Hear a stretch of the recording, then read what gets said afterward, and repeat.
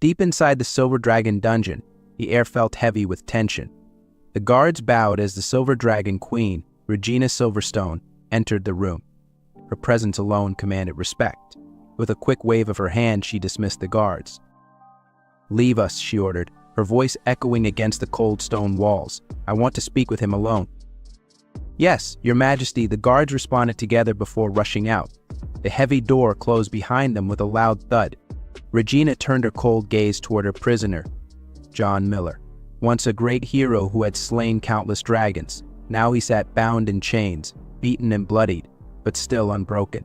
His name had been legendary until his fall. Now he was a prisoner of the very dragon clan he had sworn to destroy. "So, great dragon-slaying hero," Regina began, a cruel smile pulling at the corner of her lips. "How does it feel to be the prisoner of the Silver Dragon clan?" John's head lifted, and his eyes, full of defiance, met hers, even though pain was clear on his face. "Just kill me," he spat, his voice hoarse from days of suffering. Regina chuckled softly, stepping closer to him. "Oh, you want a quick death? I'm afraid it's not that simple, John." She leaned in, her piercing silver eyes locking with his. "You're a handsome man, strong and determined. Perhaps a few more scars would make you even more striking." "Stop mocking me," John growled, his voice full of frustration. "Kill me or cut me into pieces, just get it over with." Regina straightened, her amusement fading slightly. "You're a powerful man. If it hadn't been for the betrayal of your so-called allies, you wouldn't be in this sorry state. I wonder why not join us? The Silver Dragon clan could use someone like you." John let out a harsh laugh, then coughed. "Join you? You think you deserve my loyalty?" His body trembled, but his spirit remained strong. Regina's expression darkened. "How dare you, a prisoner, speak to me like that?" She stepped closer, her anger simmering beneath the surface. "Do you still believe you're the great hero of mankind? That people praise you, dream of your legacy? You're delusional. You're going to die here, forgotten and alone." She began circling him, her voice lowering to a more sinister tone. "Maybe, if you had played your cards right, you could have lived long enough to give your descendants wealth and glory. But no, there will be no legacy for you. Your bloodline ends with you." John's eyes flared as he struggled to sit upright. "Regina, don't underestimate humans." Regina paused, surprised by the fire in his voice. "Stubborn to the end, aren't you?" John winced as another wave of pain crashed through his body, but he forced himself to stay upright. His breathing was labored, but he managed to speak. "You made 2 mistakes, Regina." Her frown deepened as her curiosity was piqued. "What mistakes?" John's voice dropped to a whisper. "First, you shouldn't have been alone with the most powerful dragon slayer ever trained. And second, with a sudden burst of energy, John jerked his head forward, you should never have tasted my blood." So Regina's body froze, and a strange heat began to spread through her veins. What's happening?" she gasped. John's lips curled into a grim smile. "Soon you will feel pain like you've never known pain that will last for the rest of your life." Regina stumbled back, clutching her chest. "What have you done to me?" she demanded. John's voice was weak, but his words were clear. "A blood curse. A forbidden spell. It can only be used once in a lifetime. You tasted my blood, and now we're bound. When I die, you will live in endless agony." "Nonsense," Regina snarled. "If the spell only works after you die, then why is this happening now?" John's smile remained grim. "I didn't expect this side effect, but it seems my blood has some surprises. You're feeling the effects of our bond." I shut up. Regina snapped, her mind racing. She had underestimated him. She, the great Silver Dragon Queen, had let her guard down, and now she was paying the price. "So far as I know," John continued, his voice mocking, "dragons follow the rule of monogamy, don't they? After I die, you won't be able to find another mate. You won't be able to have children or explain to your clan why their queen is cursed." Regina's face twisted in fury. "You? What did you just say?" "They told me I'd have no successor," John said, his voice barely a whisper. "Now, neither will you. There will be no dragon hairs." "You bastard," Regina hissed, her body shaking with rage. "Do you want me to kill you?" John's eyes softened as the weight of his sacrifice settled over him. "You won't have to. I'll die soon enough." He paused, his voice turning final. "But you'll live with hatred for me, with pain that will never end. That's my curse to you as a human." Leon's chest tightened. She, a mighty queen, was being brought low by a mere human, a man she believed to be beneath her. "You're just a human," she growled, her voice trembling, "and yet you take revenge in such a despicable way. You want to die. You think it's that easy?" Her voice rose to a scream. "How can it be so simple? How can it end like this?" Leon Carson, his name, had once been spoken with reverence, the stuff of legends whispered in taverns and halls throughout the Empire. He was the youngest graduate ever from the Imperial Dragon Slayer Academy, having slain his first beast at just 15. He had been the Empire's hope, their strongest warrior, the one destined to lead them to victory in the endless war against the Dragon Clan. But legends, as it turned out, were fragile things. 2 years had passed since Leon's capture, and the once great hero had been forgotten by most. The chains that now bound him had become as much a part of him as his own skin, and his days of glory were nothing but distant memories. Suddenly, Leon awoke with a sharp gasp, his heart pounding in his chest. He struggled to make sense of his surroundings, the cold stone walls, the heavy air. None of it felt real. "Hey, you're awake." A small, cheerful voice interrupted his confusion. Leon blinked, trying to focus on the figure standing in front of him. A little girl stood there, smiling up at him. "So cute," she exclaimed. "What's going on? Where am I?" Leon muttered, his voice cracking from disuse. So the girl giggled. "You're funny. Do you think this is heaven?" Leon frowned, still trying to understand what was happening. "Heaven?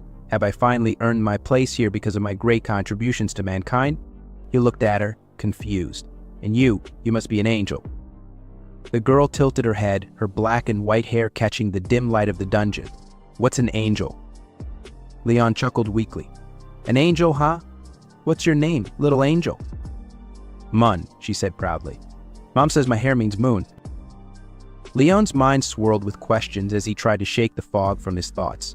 "My name's Leon Carson." "I know," Mun chirped. "Mom says Leon means lion."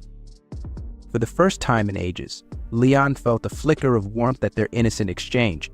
"Who's your mother?" "Ross Weiss," Mun said, beaming. Leon's blood ran cold. Ross Weiss, the Silver Dragon Queen. His heart stopped as the truth hit him like a boulder. "Your mother is Ross Weiss?" he stammered. "Yup, and you're my dad." Mun grinned as if it were the most obvious thing in the world. Leon's heart stopped, his mind spinning as he tried to process the words. "Dad? This child was his? Ross Weiss's child? His child?" Before he could say another word, Mun ran to the doorway, yelling excitedly, "Dad's awake." The door creaked open, and there she stood, Ross Weiss, the Silver Dragon Queen herself. Her gaze was sharp, but there was an undeniable look of satisfaction in her eyes. "I know, Mun," she said softly. "Your father's finally awake." Leon swallowed hard, his throat dry. "Mun, is she really my daughter?" Ross's lips curled into a smirk. "What do you think? Of course, she's our daughter. Our biological daughter." Storm of emotions raged within Leon. He could barely look at Ross Weiss without feeling a deep mixture of hatred and disbelief. "You hate me," he whispered, his voice raw. "Why would you give birth to this child? Why did you save me?" Ross's smile faded, replaced by something colder. "You've been asleep for 2 years, Leon. Did you think I would just let it go after everything you did?" Leon's brow furrowed. "You're different. We're enemies. We can't coexist. If this were any other time, you wouldn't even come near me." Her gaze darkened. "Touching you was torture," she spat. Leon's stomach twisted. "What are you planning now?" he asked, his voice barely above a whisper. Without a word, Ross Weiss stepped closer, her presence overwhelming. She reached out, her sharp nails grazing his skin. "I want to carve my dragon mark on you," she said, her voice low and dangerous. "Top it, Ross Weiss." Leon growled, trying to pull away despite the chains. "It will be your shame, not mine. It'll mean that from now on, I'm your prisoner. I'll never be able to leave." Ross Weiss chuckled darkly. "Do you think the humans will welcome their great dragon-slaying hero back with open arms when they see a dragon tattoo on your body? Will they believe you're still a hero? Or will they think you're a traitor who surrendered to the Dragon Clan?" Leon's breath caught in his throat. Why are you doing this?" Ross's expression hardened, her voice dropping to a whisper. "Don't you understand, Leon? This is revenge." Her words hit like a dagger to the heart. She continued, her voice dripping with malice. The Dragon Clan's sense of revenge is something your human scholars will never understand. It's more than personal, it's all-consuming, obsessive. Leon clenched his fists, his body trembling with fury. So, this is what it's about. Humiliating me? Ross's eyes gleamed with satisfaction. You will live in shame, Leon, the great hero of the Empire, brought low by the Silver Dragon Queen herself. I'll make sure your name is remembered not as a legend, but as a disgrace. This is your fate, Leon, to be humiliated for the rest of your life. Leon's heart ached not just for himself, but the man he had once been, the hero who had fought for humanity, the people who had once believed in him. So now, chained and broken, his future seemed to belong to the dragons, or more specifically, to Ross Weiss. For the Silver Dragon Queen, Leon's fall wasn't just a victory for the Dragon Clan. It was personal. He wasn't just her prisoner, he was her revenge, her proof of dominance. He had become her most intimate enemy. Now, bound by blood and shame, Leon Carson, the greatest dragon-slaying hero in human history, was hers. In the towering halls of the Silver Dragon Castle, whispers floated like smoke. Servants exchanged knowing glances, their voices low and cautious. The Queen seems to be in a good mood today, one murmured. You don't know, do you? Another replied. Her husband woke up. Leon Carson, the Dragon Slayer. Leon winced at the title, husband. Ross Weiss had publicly claimed him as her consort. To the castle's inhabitants, it was an indisputable fact. To Leon, it was nothing less than a nightmare. Inside his mind, he scoffed at husband. Her prisoner is more like it. So he still couldn't believe how he had ended up in this situation, bound to the very creature he had been sworn to destroy. Or worse yet, her public claim of him as a consort felt like another chain tightening around his soul. He clenched his fists. I, Leon Carson, will not stay here and become her plaything. I will escape. After hours of careful planning and observation, Leon noticed something odd about the castle that day. There were fewer guards than usual. The quiet was unsettling. But why so quiet? He thought, making his way through the halls, careful to avoid the occasional sentry. As he slipped toward the side door, he noticed something unusual, a hole in the castle wall. It almost seemed too convenient. A trap. He hesitated only for a moment. I have no choice. Even if it's a trap, I'll force my way out. Crouching down, Leon squeezed through the gap. His heart raced as he muttered under his breath. Goodbye, perverted Dragon Queen. Mun, as much as you're an innocent kid, you can only be hers for now. Just as Leon thought he was in the clear, a small voice made him freeze. Mom, look, Dad's digging a dog hole. How cool. Leon's blood ran cold. Mun. He glanced back, but he didn't stop. He moved faster, his pulse thundering in his ears. He couldn't afford to slow down, not now. A deeper voice followed, one that made Leon's stomach drop. Yeah, I see it, Ross said with a smirk in her tone. Pretty clever, isn't he? Mun's curious voice chimed in. When will you catch him, Mom? Soon, Ross Weiss answered, her voice smooth and almost amused. Very soon. Leon pushed harder, his muscles burning as he sprinted through the dense forest surrounding the castle. The mountains loomed ahead. Once I'm over these mountains, I'll be in human territory? Freedom. But freedom was a cruel illusion. Leon hadn't made it more than a few miles when a familiar voice echoed through the trees, sending a chill down his spine. Ross Weiss, he spat, spinning around to face her. She hovered effortlessly above him, her wings casting a long shadow over the forest floor. You really are quite the runner, Leon, she teased, her silver eyes gleaming with amusement. So Leon's heart pounded in his chest. Damn it, it wasn't supposed to end this way. Is it fun for you? Playing with me like this? He growled. Oh yes, Ross Weiss purred, descending lazily to the ground, her wings folding elegantly behind her. It's very satisfying. But tell me, didn't you think this was too easy? Who do you think helped you escape? Diverted the guards? Left that little hole for you? Leon's mind raced. Of course it had been a setup. Deep down, he had known all along. It was too convenient, too perfectly timed, but still, even knowing that. Even if it was a trap, I had no choice, he admitted, his voice low. Ross tilted her head, a smirk playing on her lips as she stepped closer. You have my mark, Leon. What do you think your people will do when they see it? Do you really think they'll welcome you back as their hero? Leon's chest tightened. The dragon mark Ross Weiss had carved into his skin wasn't just a symbol. It was a cursed brand of shame that would forever tie him to her. "Your people will see it, Leon," she continued, her voice soft but deadly. "They'll know. And when they do, they'll see you not as a hero, but as a traitor. You'll never escape me. Not in their eyes, and not in your own." Leon's throat felt tight, his breath shallow. Ross Weiss had stripped him of everything: his freedom, his reputation, even his future. So it branded him as hers body, mind, and spirit. "Then I'll live as an ordinary person," Leon spat, his voice steady but defiant. "Anything is better than being tortured by you." Ross Weiss's eyes darkened, her lips curling into a predatory smile. "You really don't know how to appreciate my kindness, do you?" Leon's instincts screamed at him to run, but before he could act, Ross Weiss was on him in an instant, her grip firm and unyielding. "Let me go," Leon shouted, struggling with all his strength, but it was useless. "If you want to go back so much," she whispered into his ear, her breath hot against his skin, "I'll help you." 3 hours later, Leon found himself hurled onto the outskirts of a human town. The hard ground knocked the wind from his lungs as he groaned in pain, looking up at the familiar sight of the Empire's towering walls. So close, too close. Ross Weiss stood over him, her gaze icy. "There it is, Leon, the human empire. Do you feel like you could just step over the line and return to your people?" Leon glared at her, his anger burning in his chest. He could practically taste freedom, but she was right, he couldn't go back. Not now. Not with the dragon mark seared into his skin, a constant reminder of her control over him. Ross Weiss chuckled softly, kneeling beside him, her voice almost playful. "Oh, I forgot to mention, the dragon mark has a special feature.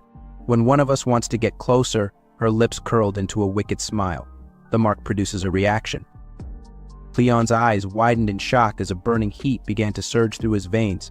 His body, against his will, started to respond to the magic of the mark.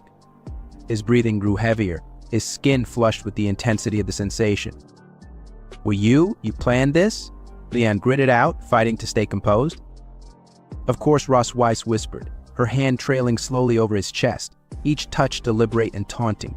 "I wanted you to feel true shame, right here, so close to home, where you could almost touch the life you once had." Leon's fist clenched tightly, his nails digging into his palms. "I'll never lose faith," he growled, his voice thick with resolve. "I'll wait. And when the time comes, I'll make you pay for everything you've done." Ross Weiss's smile grew colder, but a flicker of amusement danced in her eyes. "We'll see, Leon. We'll see." Ross Weiss smiled, standing tall over Leon, her silver eyes gleaming with satisfaction. "Oh, Leon, I'll be waiting dead or alive," she whispered, leaning in close. Her breath was icy against his skin, sending chills down his spine before she turned and vanished into the sky. Leon lay on the cold ground, staring up at the stars. So close to home, yet farther than ever from freedom. "One day, Ross Weiss, one day I'll be free," he muttered under his breath, his fist clenched tight. "And when I am, I'll make sure you regret ever crossing me." Near the Empire's border, Leon Carson stumbled forward, each step heavier than the last. His chest heaved with exhaustion, his body on the verge of collapse, yet the silver dragon queen glided effortlessly beside him, her wings barely stirring the air. "I'm very satisfied with your performance just now," Ross Weiss mused, her voice dripping with amusement. "How about I bring you here every month to visit your hometown?" Leon shot her a glare, gritting his teeth. "You're just a dragon with your head in the clouds, thinking about how you're going to drain me." Ross Weiss chuckled softly. "Tisk, you've seen through me. Let's go, our daughter is waiting for us at home." At the mention of Mun, Leon stiffened. He may have been her prisoner, but he was still a dragon slayer, and the thought of being led back like some kind of captured prey gnawed at his pride. "I'll walk back myself," he barked, refusing to be dragged like a helpless animal. Ross Weiss raised an eyebrow, her wings fluttering lazily. "From here to Silver Dragon Castle? It takes me 3 hours to fly, but for a human, that's 10 days, maybe more." "It's just 10 days, Leon snapped, his jaw set in defiance. "Don't underestimate human endurance."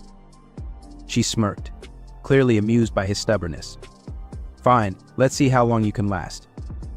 Several hours passed and the forest stretched endlessly before him, a sea of shadows and dense trees. Leon's legs wobbled under the strain, his breath ragged, muscles burning with each step. I can't stop not in front of her, he told himself, but the pain was relentless. Can't walk anymore, Ross Weiss teased, her voice laced with amusement. So not tired, Leon shot back, refusing to admit his weakness. The only thing tough about you is your mouth, Leon. Before he could retort, something caught his eye, a group of soldiers marching through the trees. His heart leapt with sudden hope. The Dragon Slayer army. Leon's mind raced. Maybe they can help me. Maybe they can take her down. But just as quickly, a chilling thought struck him. No, if I call for help, she'll kill them without hesitation. So a soldier called out, noticing them. Are you too lost? Ross Weiss's expression remained calm, serene. No, we're just hanging out, she said smoothly, unbothered. Leon's heart pounded in his chest. I can't let them get involved. They don't stand a chance. Soldier tilted his head, concern creeping into his voice. This forest isn't safe.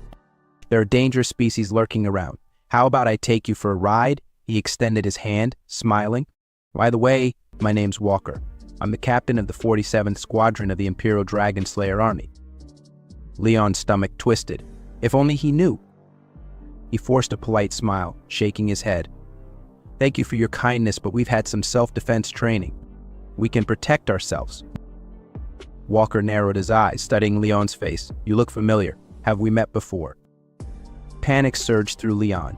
Not good. His heart raced as he scrambled for an excuse. Sir, you must have mistaken me for someone else. I have one of those faces, he said quickly. And even my wife misrecognizes me sometimes, right, honey? He turned to Ross Weiss, giving her a pleading look. Ross Weiss leaned in, her breath hot against his skin. I'll go back with you obediently. Just get rid of them first, she murmured, her voice carrying a quiet threat. Leon swallowed hard and nodded slightly before addressing Walker again. Sorry, Captain. We don't want to trouble you. We'll be fine on our own. Walker raised an eyebrow but chuckled good-naturedly. All right then, I won't disturb your quality time. He gave a knowing grin before gesturing to his men to continue on. Once they were out of earshot, Ross Weiss pulled away, her lips curling into a mocking smile. You were smart not to ask for help, she said, her voice low. But let me remind you of something, just because we have a child together doesn't mean I'm your wife. Leon scowled, brushing off her words. Trust me, I never thought of being your husband. Good, she replied with a smirk. Let's go. There's still a long way back. But before he could take another step, Leon's body gave out. His legs buckled beneath him, and he collapsed to the ground, unconscious. Ross Weiss stared down at him, shaking her head. What a fragile human being, she muttered, though there was a hint of something softer in her tone. Call for the soft sigh. She lifted him effortlessly, her wings spreading as she took off into the sky, carrying him back to the castle that bound them both. Ross Weiss's piercing gaze shifted back to Leon the moment Mun was out of sight, her amusement fading into something more dangerous. She knelt beside him, her face a mask of cool control as she lifted his limp form into their arms. Well, I'll take that as a plea for mercy this time, she murmured with a smug smile. With a powerful beat of her wings, she rose into the air, carrying him effortlessly back toward the Silver Dragon Castle. The forest below grew smaller, and soon the Empire's border faded into a distant memory. Leon blinked his eyes open, his body aching as if he had just gone through a battle. His heart sank when he recognized his surroundings, the castle he had been trying to escape for so long. Groaning, he rubbed his temples, the weight of his defeat pressing down on him. Dad, you're awake? The cheerful voice snapped him out of his thoughts. Leon turned to see Mun, his daughter, half human, half dragon, standing beside his bed, her face bright with excitement. Ugh, how did I get back here? He mumbled, trying to gather his thoughts. Mun clapped her hands proudly. Mom brought you back, Dad. She flew you all the way here, she announced, as if it were the most natural thing in the world. Leon's heart sank further. Damn it, she really caught me this time. Like prey. His eyes darted toward the doorway, knowing Ross Weiss would soon appear. She always did, ready to remind him of his place. As if summoned by his thoughts, she strolled into the room, her usual air of dominance filling the space. Her sharp eyes studied him with that infuriating mix of amusement and authority. Leon's fists clenched under the blankets. Before he could speak, Mun interrupted his thoughts. Dad, I bandaged your wounds. She beamed, proudly gesturing to his side where a neat wrap of cloth covered his scar. Leon glanced down, surprised. You did this. His voice softened. Mun nodded enthusiastically. Aha! Just like Mom showed me.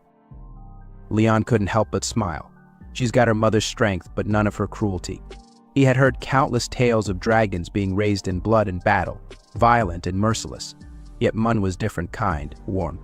He wondered if her human side had made the difference. Mun, you're amazing, he said, ruffling her hair with a chuckle. Mun giggled, basking in the praise. When I grow up, I'll be even stronger, she said proudly. Leon added with a teasing grin, but you must not turn out like your mother. A sharp voice cut through the moment, cold as ice. What's wrong with being like me? Ross Weiss stood with her arms crossed, her eyes narrowing. Leon froze under her gaze, swallowing hard. Nothing, you're fine, he stammered, knowing better than to provoke her. Definitely not fine, he thought grimly. Mun, oblivious to the tension, tugged at her mother's sleeve. Mom, I did what you told me. I helped Dad, just like you said. Ross Weiss nodded approvingly, her expression softening briefly. Good, that's what you should do. But as her gaze shifted back to Leon, her tone sharpened again. She still has much to learn. What a strict mother. Leon thought bitterly, watching the way Ross Weiss handled Mun. He hated how she treated their daughter, always pushing her towards some unattainable ideal of strength and warrior prowess. But arguing with Ross Weiss was pointless. She never wavered in her beliefs, and Leon wasn't in any position to challenge her now. Feeling a sudden wave of protectiveness, Leon turned to Mun. Hey, why don't you go hide in the garden? I'll come find you when I count to 100. How about that? Mun's face lit up with excitement. Really? You'll play hide and seek with me? Of course, Leon said, forcing a smile as his heart warmed at her joy. Go quick. I'm not like your mother. 1, 2, 3, he began counting, purposely slow. So no, Dad. Don't count so fast, Mun squealed, racing off toward the garden. As soon as she was out of sight, Leon's smile vanished and the room grew colder. Ross Weiss stepped closer, her shadow falling over him. Ross Weiss's sharp voice cut through the air again. Hey, I'm talking to you. Leon turned to face her, feeling a mix of irritation and defiance. What? Aren't you being a little hard on me? Ross narrowed her eyes, her expression icy. We dragons went through this ourselves. If we aren't strict from a young age, how can we raise strong warriors? But she's not fully a dragon, Leon argued, his tone softening as he thought of Mun's innocent joy. And besides, she's so cute. Can you really be that tough on her? Ross's gaze remained cold. She is a dragon, and cute is a derogatory term for us. Leon smirked, unable to resist the jab. You're pretty cute too. Her expression darkened. Don't get ahead of yourself. You're nothing but a slave to me, a way to vent my frustrations. Leon winced at her words, bitter thoughts flooding his mind, but he held his tongue. He knew better than to push her too far. Fine, he muttered, resigned. So Ross turned away, her voice steady and commanding. Good. Remember, I am the queen of the Silver Dragon clan. I have important affairs to manage. The responsibility of caring for the child falls on you. Leon couldn't help but smile at the irony. So the great dragon slayer becomes a babysitter, he muttered under his breath. Suddenly, Mun's playful voice echoed from the garden. Dad, you can't find me. Come look. Leon smiled, standing up. Found you, he called back, walking toward the garden. But Mun giggled and darted past him. Dad, you missed me. Now, I'll find you. Leon blinked in confusion. Wait, didn't I just see you pass by? Shaking his head, he chuckled. Kids and their tricks. Dad, come here. I've got something to show you, Mun called out, her voice full of excitement. All right, Leon sighed, feeling the warmth of her joy wash over him. Despite the chaos of his life, moments like these made everything bearable. At least I still have her, he thought.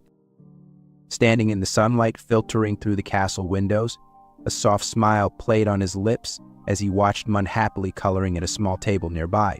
It feels good to have a daughter, he thought, a warmth spreading through his chest. The trials of his past seemed to fade in her presence. It's like my soul is healed. He glanced around the room, imagining a future free from the shadow of Ross Weiss's dominance. Sooner or later, I'll help you escape from the clutches of that mother dragon, he promised silently to Mun, his resolve to protect her filling him with a sense of purpose. Dad, look, Mun exclaimed, waving a piece of paper enthusiastically. I drew a family portrait. Leon's heart swelled with pride as she showed off her artwork, but confusion crept in as he studied the drawing. Mun, this is awesome, but wait for it, she has 2 kids. Mun giggled, pointing at the drawing. It's my sister. Leon's eyes widened. Mun has a sister. The realization hit him like a bolt of lightning. I didn't just hit the target with 1 shot. I hit it twice. He recalled the child he had seen in the garden earlier, the one who had run away. So that's why she was angry when I called her the wrong name. Mun furrowed her brow, trying to make sense of it all. Mun thinks my sister isn't angry. She's just a little shy when she saw Dad. Leon nodded, his heart heavy with the implications. They hadn't spent much time together, so it was understandable that they were still strangers. It's all the dragon's fault for hiding this child from me. He needed to confront Ross Weiss and learn the truth. Without wasting another moment, he headed toward her study, his determination unwavering. Ross Weiss, he called out as he entered, trying to suppress his nervousness. Where is Mun? He scanned the room, searching for any sign of his daughter. She wants to play with her sister, Ross Weiss replied, her tone casual. Leon's frustration flared. You're really good at hiding things. When were you going to tell me I have an older daughter? Don't you already know this by now? She shot back flatly. Leon couldn't believe how calm she was. I have to thank you. Giving birth to a child is hard work, but I didn't expect you to give birth to 2. Ross Weiss's expression remained unreadable. Are you so anxious to see her? Who doesn't want to meet their daughter? Leon argued, I'm not like you, a cold and stern mother. I want to cultivate a good relationship with her. Okay, but don't regret it, Ross said, her voice low but firm. In the kitchen, Leon was already plotting his next move. This is my first step to getting closer to my eldest daughter open her stomach with delicious food. He envisioned a warm, inviting meal that would melt the barriers between them. As he began preparing a creamy stew, nostalgia washed over him, recalling how he used to make it back when he was part of a team. Everyone who had tasted it raved about its sweetness, perfect for children. Not bad, my cooking skills aren't rusty. This taste will definitely win Noah over, he thought, smiling to himself as he stirred. He could almost see her smile as she took her first bite, the aroma of the cooking filling the air, a fragrant reminder of home. He's just recovered from a serious illness and he still cooks for his family, one of the servants said. He's a good male dragon who cares about his family. So Leon chuckled to himself, thinking maybe this would help him earn a place in Noah's heart. Just as he finished preparing, Ross Weiss entered the kitchen. Or you don't have to wait for orders at dinner tonight. Go and have a rest. Thank you, Your Majesty, he replied, flashing a charming smile. Just then, Mun burst into the kitchen, her eyes shining with excitement. Dad, what a nice smell. I heard you 2 love meat the most, so I made stew and steak especially for you. Leon beamed at his daughters. Noah, do you feel your father's feelings? Noah stepped into the room, her demeanor as cool as the icy walls of the castle. Leon felt a flicker of anxiety. Why is she so cold? Does she have a grudge against me? He knew he had to make a good first impression. Hello, Noah. My name is Leon Cosmode, and I'm your father. Mun nudged Noah gently. Sister, please talk more. Don't embarrass Dad. Noah's gaze flickered toward Mun, her expression unreadable. But he looked so weak. Is he really our father? Leon's heart sank. What a filial daughter, he thought, frustration bubbling beneath the surface. So this is going to be tougher than I thought. He stood before them, feeling the weight of his new role. So my career as a father faces its first crisis. How could he break through the walls of silence and uncertainty? All he wanted was to forge a bond, but the path ahead was far more challenging than he had anticipated. Family dinners were meant to be warm gatherings filled with laughter and joy, a time for families to bond over shared meals. But for Leon, the dinner table had become a battlefield. He looked around the table at his 2 daughters, both strikingly similar yet starkly different. So Mun was bubbly and cheerful, while Noah, with her dark eyes set in a permanent frown, seemed to embody her mother's seriousness. "Now, sister, help me cut it," Mun called, her little hand struggling with the knife. Leon's heart ached at the sight. He wished he could ease Noah's tension as easily as Mun did with her carefree spirit. "Do you like today's food, Noah?" he asked, trying to spark a conversation. "Disgusting," Noah shot back, wrinkling her nose as she pushed her plate away. "So why are you so happy?" Mun asked, glancing between her parents. "Your father finally reunited with our family," Ross Weiss replied, her voice light. "Seeing him so happy makes me naturally happy too." Leon attempted a smile, but it felt forced. "Of course I'm happy to be with my family," he said, though the words felt hollow in his throat. "And Dad, can you have dinner with us every day?" Mun's innocent question pierced through the tension. Well, Leon stammered, struggling to navigate this emotional minefield. "I don't want to eat with this female dragon every day," Noah blurted out, frustration evident in her tone. "Why not?" Ross Weiss pressed, a glimmer of amusement in her eyes. "Because I want to study at the Young Dragon Department of St. Heath Academy," Noah declared with determination. Leon raised an eyebrow, surprised. The Young Dragon Department is full of 4- and 5-year-olds. So why is she so anxious to enroll? "Because I want to defeat more dragon slayers," Noah exclaimed, her voice full of conviction. Leon coughed, the realization dawning on him. It seems this child wants to defeat me, her own father. "But Noah, you're still so young, you could get hurt," he cautioned gently. "I don't treat me like a child." Noah shot back, her face flushed with indignation. Leon sighed, sensing the battle lines being drawn. He didn't want to stifle her ambition, but the idea of her facing such danger terrified him. "I think Noah's idea is pretty good," he said reluctantly. "The sooner you learn the skills, the sooner you can fight the dragon slayers. Isn't that right, Leon? Or do you have any reason to stop Noah from going to school?" Ross Weiss chimed in, her tone challenging. "If I continue to oppose it, Noah will definitely hate me as a father even more." The thought made Leon's stomach churn. I realized I had to change her mind subtly. "No more," he muttered under his breath, frustration boiling within him. "Damn it. I finally know what this female dragon wants to use Noah to mentally attack me during this dinner. Since your father is okay with it, it's happily decided," Ross Weiss declared with a triumphant smile. "The entrance test for St. Heath Academy will be held in a month. During this month, your father will help you prepare." "Yes, Mother," Mun cheered, clapping her hands in delight. As dinner came to a close, Leon tried to shake off the mounting pressure. "Hey, Ross Weiss," he called out, hoping to break the tension. "These plates haven't been cleaned yet. Just let the servants do this," Ross Weiss replied dismissively, but Leon stood firm. After dinner, he wanted to clean up and wash the plates together. This is the correct way to end a family dinner. Perhaps it would create a more harmonious atmosphere, even if it was just for show. "Come with me, Mun," he said, trying to keep things light.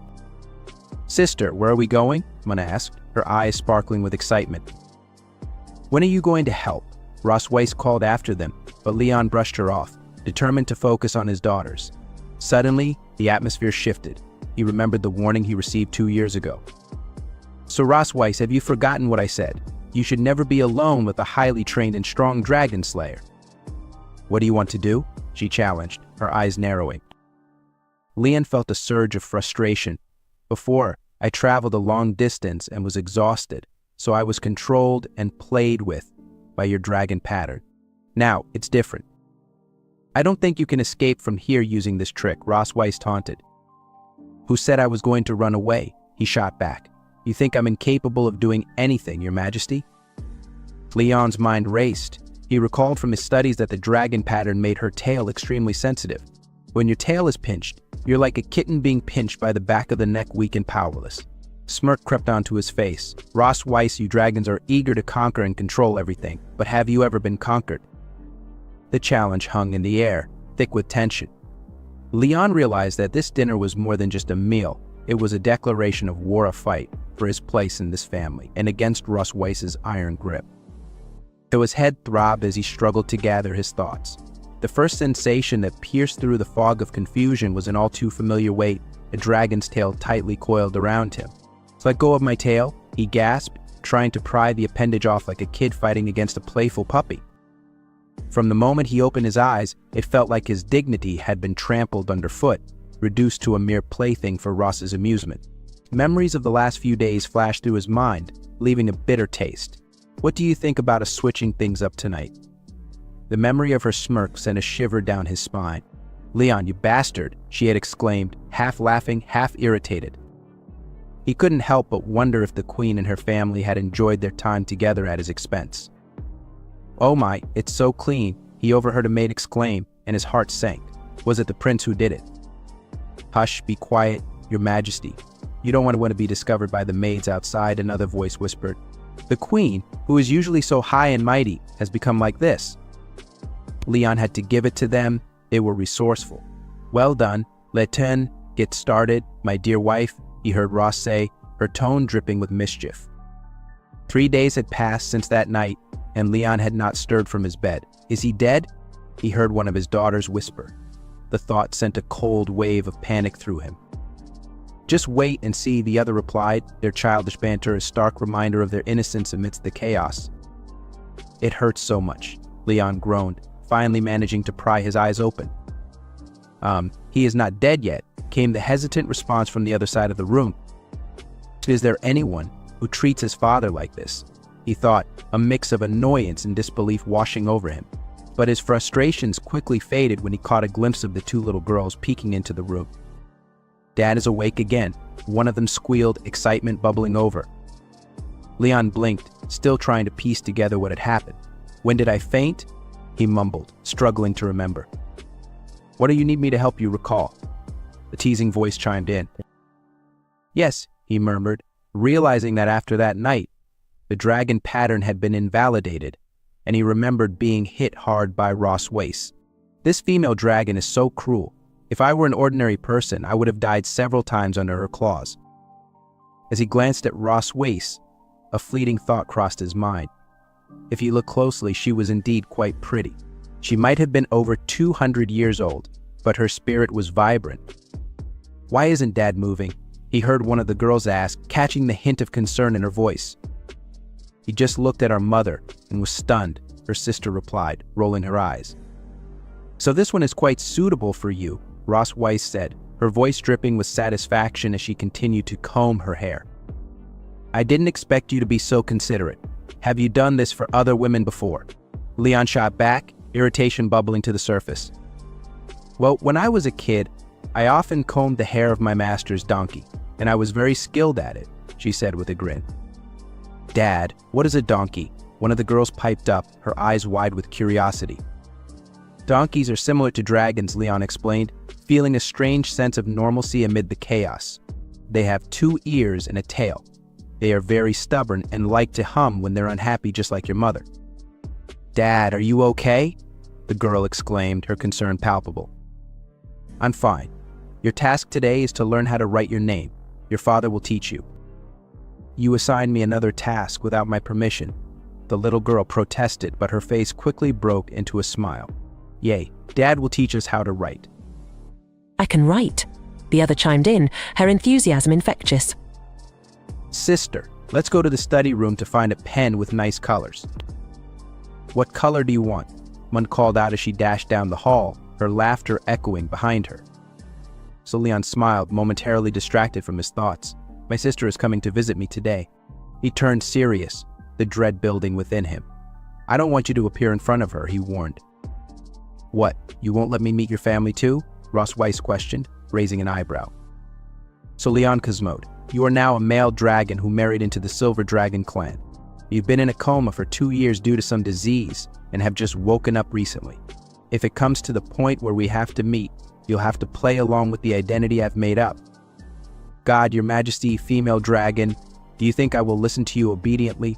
Leon shot back, defiance flaring in his chest. Ross Weiss smirked. "I'm going to embarrass you in front of your sister," he declared, a mischievous grin spreading across his face. He felt the familiar rush of adrenaline. He realized that the real battle was just beginning. The stakes were high, but for the first time in a long while, he felt alive. He started plotting his petty revenge. Let the games begin. In the cozy study of Silver Dragon Castle, Leon finds himself in a different kind of battlefield, teaching his two daughters, Moon and Noah, how to write their names. It should be simple, but since it's Leon, nothing ever goes according to plan. All right, girls, watch carefully, Leon says with fatherly pride, drawing the letters on two small pieces of paper. So Moon, with her wagging little tail and bright eyes, watches her father like he's revealing the secrets of the universe. Noah, on the other hand, crosses her arms and glances at the paper as if it's beneath her to even acknowledge this basic scribbling exercise. Typical Noah, expressionless, cold, but definitely judging. Handing each of them their papers, Leon instructs, just copy what I wrote. Practice it a few times. Moon, her excitement barely contained, stares at her name like it's a masterpiece, eagerly nodding. So Noah, she's looking at the paper with the same intensity she'd give to a speck of dirt on her shoe. So not as good as what Mom wrote, Noah declares, her voice icy enough to freeze the ink. Leon blinks, caught off guard by her brutally honest critique. Before he can think of a witty comeback, he quickly stands up. All right, I forgot to give something to your mother. He waves at them cheerfully as he heads for the door. I'll check on your progress later. Moon, ever the sweet one? Waves back at her dad with a smile so warm it could melt a glacier. So Noah, meanwhile, shoots a cold glare his way. Is he stupid? She mutters, deadpan, though giggles at her sister's remark, enjoying the rare moment of snark. Noah, clearly flustered at being caught showing some emotion, denies any joy. I'm not laughing. Just hurry up and write, she grumbles, folding her arms even tighter. But as Noah turns back to the paper, her usual icy demeanor softens just a little. Her cheeks turn faintly pink, blushing. Surely not, or maybe, just maybe, her father's bumbling charm got to her after all. At the gates of Silver Dragon Castle, Ross Weiss buzzes with excitement as she sees her elder sister, Izamele, the Red Dragon Queen. So Ross dashes over, throwing her arms around her sister in a rare moment of unguarded cheerfulness. Long time no see, she exclaims, her usual stern look replaced with warmth. Isa, noticing her sister's newfound rosiness, raises a brow and says, you look glowing. Ross, caught off guard, blushes and self-consciously touches her cheek. Do I? No way. I don't think that's true at all, she stammers, obviously flustered but trying to keep her cool. Isa's sharp gaze scans the area before she changes the subject. I heard your husband woke up. Why isn't he here to greet me? She asks, her tone filled with curiosity. So Ross lets out a small, awkward laugh, waving her hand dismissively. Oh, Leon's not feeling well today. So otherwise, he'd definitely be here, of course. She leaves out the part where Lion's illness was more of a strategic retreat from Isa's intimidating presence. Isa's disappointment is clear. That's too bad. I was looking forward to seeing the Dragon King who kidnapped you. She leans closer, lowering her voice. Is it true the bond between you two was purely political? No love at all? Ross Weiss freezes at the implication. Political? Who said that? She huffs, turning her head away, blushing deeply. Just because we had kids doesn't mean we're in love or anything. Not now. Not in the future. Issa chuckles knowingly. Still trying to act tough, huh? Just like always, she teases. But Ross, unwilling to admit defeat, quickly changes the subject in typical Ross fashion by clinging to her sister's arm and suggesting they visit the garden, a classic diversion tactic. As they walk towards the garden, completely unaware, a periscope sneaks up from the shadows. So Leon, being Leon, is spying on them from the castle. He watches them closely, mentally taking notes. So, that's her sister? Huh? Let's see just how far this dragon business goes, he mutters to himself, already plotting some ridiculous scheme. Down in the garden, the mood grows more serious as Isa brings up the instability in the dragon clans lately, especially with the Red Flame Dragon King making moves. Constantine's been more active, she says. Recently, she says, her tone grim. Ross Weiss stiffens at the name, her expression changing to one of concern. Constantine? He's been off the radar for years, Ross mutters, worry creeping into her voice. Issa shrugs. Who knows? He's always been a hothead. Maybe he's trying to expand his territory again. So as the words sink in, Ross feels an unwelcome sensation. The dragon mark on her chest starts to glow. Her eyes widen in shock. Issa, ever the observant sister, notices Ross's brief distraction. What's wrong? Issa continues talking about border defenses and sending Zenong for updates, but Ross is desperately trying to suppress the burning sensation inside her. Her face reddens, her body trembling as she wraps her arms around herself, trying to control the dragon mark's influence. Barely able to focus, Ross thinks to herself, if this keeps up, I'm going to lose it. She lets out a soft moan, her control slipping. Issa, now genuinely concerned, turns back to Ross. Little Rose, are you sure you're okay? Ross, blushing furiously and struggling to keep it together, quickly comes up with an excuse. I just remembered something urgent. I'll be back in 20 minutes. She blurts out, spinning on her heel and storming off before Issa can say another word. Issa watches her sister retreat and sighs knowingly. Ah, the dragon mark. Young people these days, always playing with fire, she chuckles to herself, amused. Meanwhile, Leon, lounging in his corner, smugly contemplates the chaos he set in motion. Let's see how long Ross Weiss can keep her cool, he muses to himself, imagining the fireworks when she finally snaps. The thought brings a smirk to his face. But his little victory is cut short when the door flies open and an absolutely furious Ross Weiss storms in, slamming the door with the force of a dragon. "Leon," she shouts, her voice filled with fiery wrath. Oh, he knows that tone. Still, he plays it cool, acting completely oblivious as he lazily tilts his head. "Oh, back already? What's the rush?" he asks, feigning innocence, though the wicked glint in his eyes betrays him. Ross doesn't waste a second. In a blur of motion, she's right up in his face, grabbing him by the collar with enough force to make him stumble. You did this on purpose, didn't you? Making the dragon mark resonate, embarrassing me in front of my sister like that." Her face flushed with rage, and her grip tightened with every word. Leon, sensing the storm coming, realized it was time to play his trump card, time to be pathetic, his favorite strategy. Theris's eyes went wide with fake hurt, and he put on his best puppy dog face, as though her accusation had deeply wounded him. "So is it wrong for me to want you?" he asked softly, his voice trembling with mock vulnerability. The moment the words left his mouth, Ross Weiss froze. Her grip loosened, and before she knew it, her hands dropped from his collar. Her face turned redder than a rose, and the embarrassment hit her like a tidal wave. She quickly covered her face with one hand. How did he do that? One second she was ready to throttle him, and the next she felt as flustered as a schoolgirl. So Leon could barely contain his grin. It worked, he thought, genuinely shocked. The woman who could crush him in her sleep was blushing like a tomato,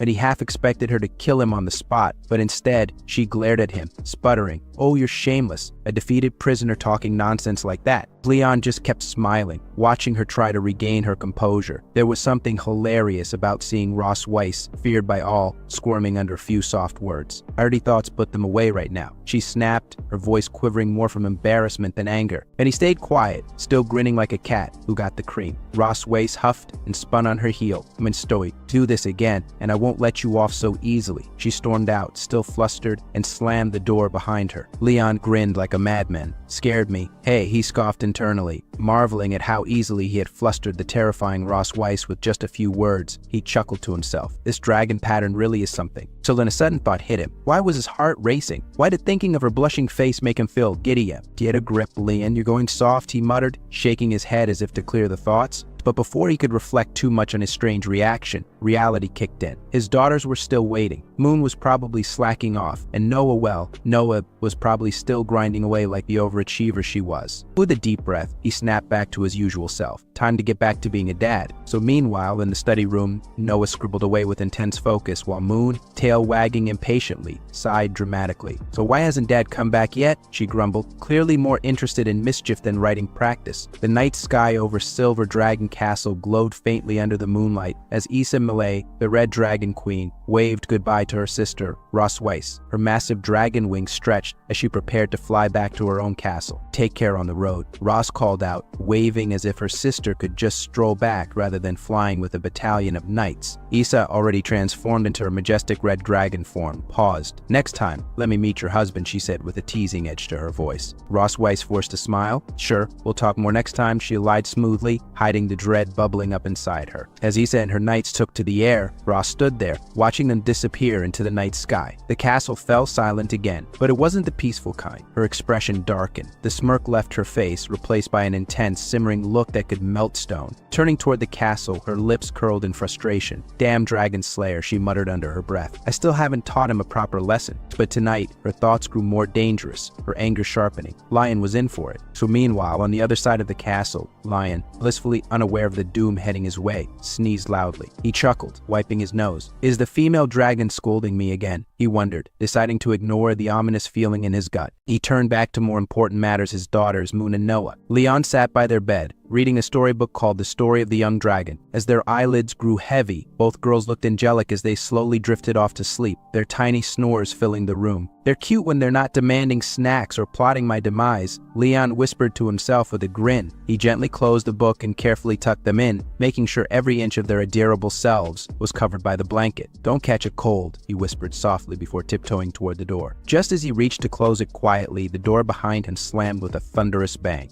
So Leon jumped, his heart nearly leaping out of his chest as he spun around to see none other than Ross Weiss, her face set like stone and her eyes burning with a seriousness that sent shivers down his spine. "So where do you think you're going?" she demanded, her voice a low growl that made Leon wish he could vanish into thin air. With a sheepish smile, Lion scratched the back of his head. "So, is your sister gone?" he asked, clearly trying to deflect the impending doom that hung over him. Ross Weiss's lips curled into a smirk, but not the friendly kind. "Oh, she's gone," she said slowly, "but we still have things to take care of tonight." Without another word, she grabbed Lion by the collar, yanking him forward with the strength of, well, a dragon. Lion's face twisted in panic. Wait, no, I'm too fragile for this," he protested, desperately trying to pry her hand off his shirt as she dragged him through the hallways. "Can't we discuss this rationally? How about over tea or something?"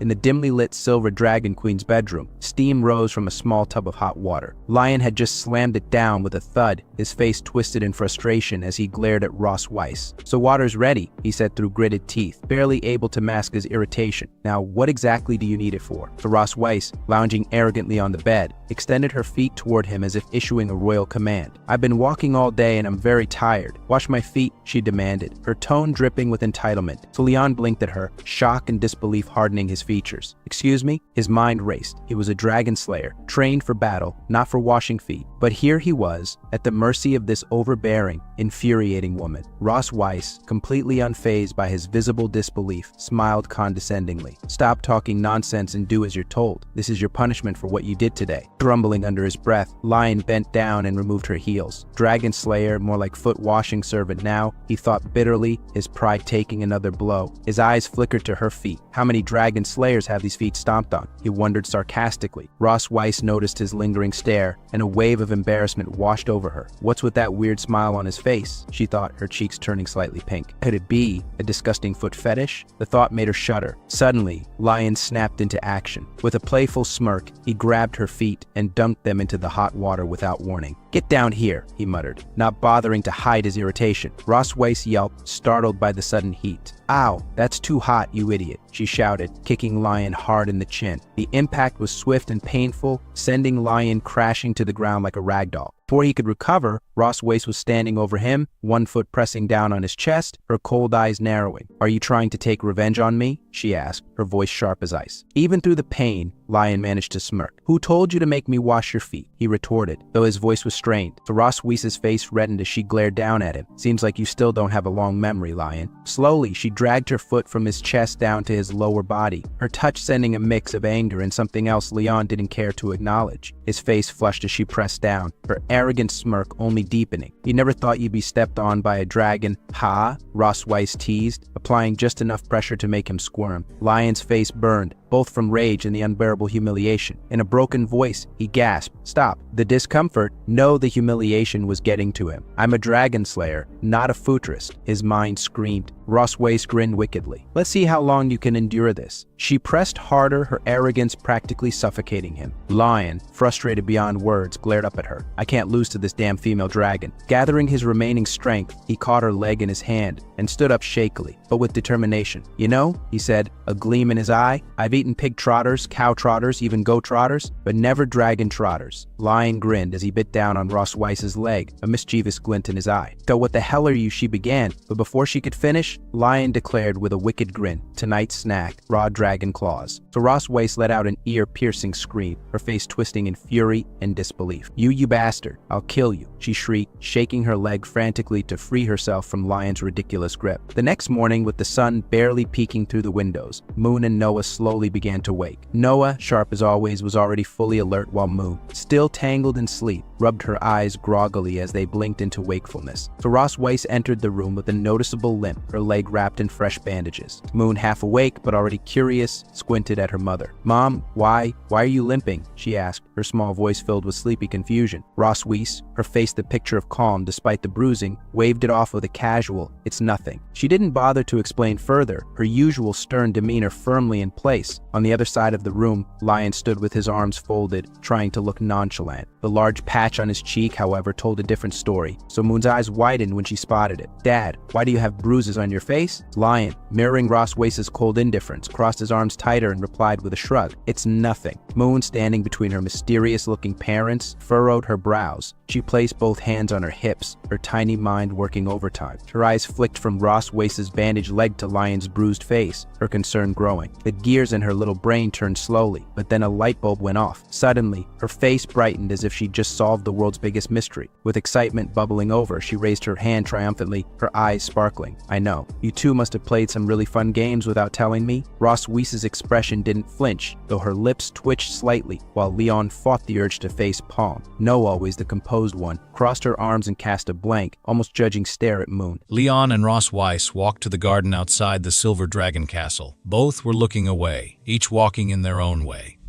One maid nudged another and whispered, pointing, "Look, the queen and the prince are dating." The blue-haired maid giggled and remarked, "What a lovely couple they are." However, she added that it seemed the queen and the prince didn't appear very familiar with each other. The other maid simply watched them with contentment. Ross Weiss and Leon continued walking without speaking to each other, the silence between them growing. Leon, watching Ross Weiss from behind, wondered why things had turned out this way, thinking it was because of her. Sometime earlier, Ross Weiss had suggested they take a walk together. Leon, shocked, had asked why he should go for a walk with her. Ross Weiss had replied that it was his job to maintain the false appearance of family harmony in front of outsiders. Back in the garden, Leon glanced at Ross Weiss and felt that something was off about her today. She wasn't usually so proactive, and he wondered what she was planning. Meanwhile, Moon and Noah, hiding behind a tree, observed their mom and dad. Moon muttered, "Dad is so stupid, he can't even hold hands." Suddenly, an idea struck Moon's little brain. Determined, her bright eyes sparkled as she clenched her tiny fists and declared that she was going to help them. Noah, taken aback, told her to wait, but Moon didn't listen. She jumped up and ran toward them. Noah shouted for her to leave them alone, but Moon, already in motion, ignored Noah's words. "Mom!" "Dad!" Moon called out as she raced toward them. Hearing her voice, Leon and Ross Weiss turned to see her running toward them. Leon asked why Moon had followed him. Moon grabbed Leon and Ross Weiss by surprise, holding each of their hands. She then combined their hands, making them hold hands with each other. Both Leon and Ross Weiss were startled by Moon's sudden action. Moon cheerfully said, when taking a walk, "You should hold hands." Quickly turning back, she ran away, saying she was going to play with her sister. Leon watched Moon leave and wondered where the child learned such things. When Moon returned to Noah, Noah pinched her cheeks for not listening to her. Moon, tearing up cutely, admitted she was wrong, promised not to do it again, and asked her sister to let go. Leon and Ross Weiss looked back at each other with blank, confused expressions. Blushing and looking away, Leon said, "This is a bit unexpected. What should I do?" Ross Weiss, also blushing, replied, "It's okay. Just hold it like this." As Leon and Ross Weiss continued walking, Leon commented that she seemed extra docile today, which made him feel a little uncomfortable. Ross Weiss replied, "It seems like I've tamed you. Now that we're getting along, you're not used to it." While they chatted and walked, Moon and Noah watched them from behind a tree. Leon glanced at Ross Weiss and thought about how she had always presented herself as a queen in front of others. He didn't expect her to be so flustered by something as small as holding hands. He wondered if her strictness as a mother stemmed from not knowing how to connect with her children. Leon then commented, "Moon and Noah always call you mother in front of others. Doesn't that feel distant?" He added, "You see, the normal way of addressing parents pairs dad with mom. Moon always calls me dad, but calls you mother. Doesn't that make it seem more distant?" Ross Weiss, looking away, asked, "Is there really a big difference between mother and mom?" Leon, smiling brightly at her, replied, "There is. You should try getting them to call you Mom instead. I bet they'll feel closer to you that way." Ross Weiss's face turned red, taken aback by Leon's words and cheerfulness. Composing herself, she said she understood and would try it next time. Leon, surprised by her sudden enthusiasm, asked why she was walking so fast. As they continued walking in the garden, Ross Weiss suddenly asked, "Are you homesick?" Leon questioned why she was bringing it up all of a sudden, since she wouldn't let him go back anyway. Ross Weiss replied, "I can't send you home, but there's something that might help ease your homesickness a little. Leon, confused, remained silent as they walked on. They arrived at the castle's warehouse. Standing before the large door, Leon wondered what it was. Ross Weiss explained that she never gave it a name and he could call it a warehouse, utility room, or whatever he liked, as it didn't matter. Ross Weiss unlocked the warehouse door with the keys in her hand. As they entered, Leon looked around and remarked, "The dragon's treasure trove." Finding a bracelet, he said that if it were placed in the Empire, it could be sold for at least hundreds of thousands of gold coins. Ross Weiss told him it was a bracelet her grandmother gave her when she was a child. She added that, besides the spoils, there were also items that held personal meaning to her. Leon, looking at Ross Weiss, commented that he hadn't heard her speak much about her family, except for her sister. Ross Weiss explained that she never met her father or mother. She and her sister were raised by their grandmother. Hearing this, Leon said, "It's similar to my own experience. I grew up in an orphanage and never knew my parents until I was adopted by my master and his wife." Leon then asked why she brought him here to show him. Ross Weiss opened a treasure chest and said she had something that might temporarily make him forget his troubles. Leon, still confused, remained silent. When Ross Weiss opened the chest, Leon, surprised, exclaimed, "It's the black gold armor." Ross Weiss asked, "Haven't you always wanted to get that armor back? Am I right?" Leon, in disbelief, asked if he was dreaming and if she was really going to give it to him. With a cunning smile and a dark expression, Ross Weiss confirmed it. As Leon touched the chest of the black gold armor, a blue light began to glow. Shocked, Leon realized it was enchanted with a dragon mark. Internally, he thought, "Black gold armor. My good brother, how come you have fallen as well?" Ross Weiss, smirking, told Leon he had finally fallen into the trap. Leon, now angry, clenched his teeth as he glared at her. A formation appeared beneath Leon, and he angrily asked Ross Weiss what she had done to him. The dragon mark on Leon's chest began glowing, intensifying. Ross Weiss watched him with a smile. The dragon mark on a chest also reacted to Leon's.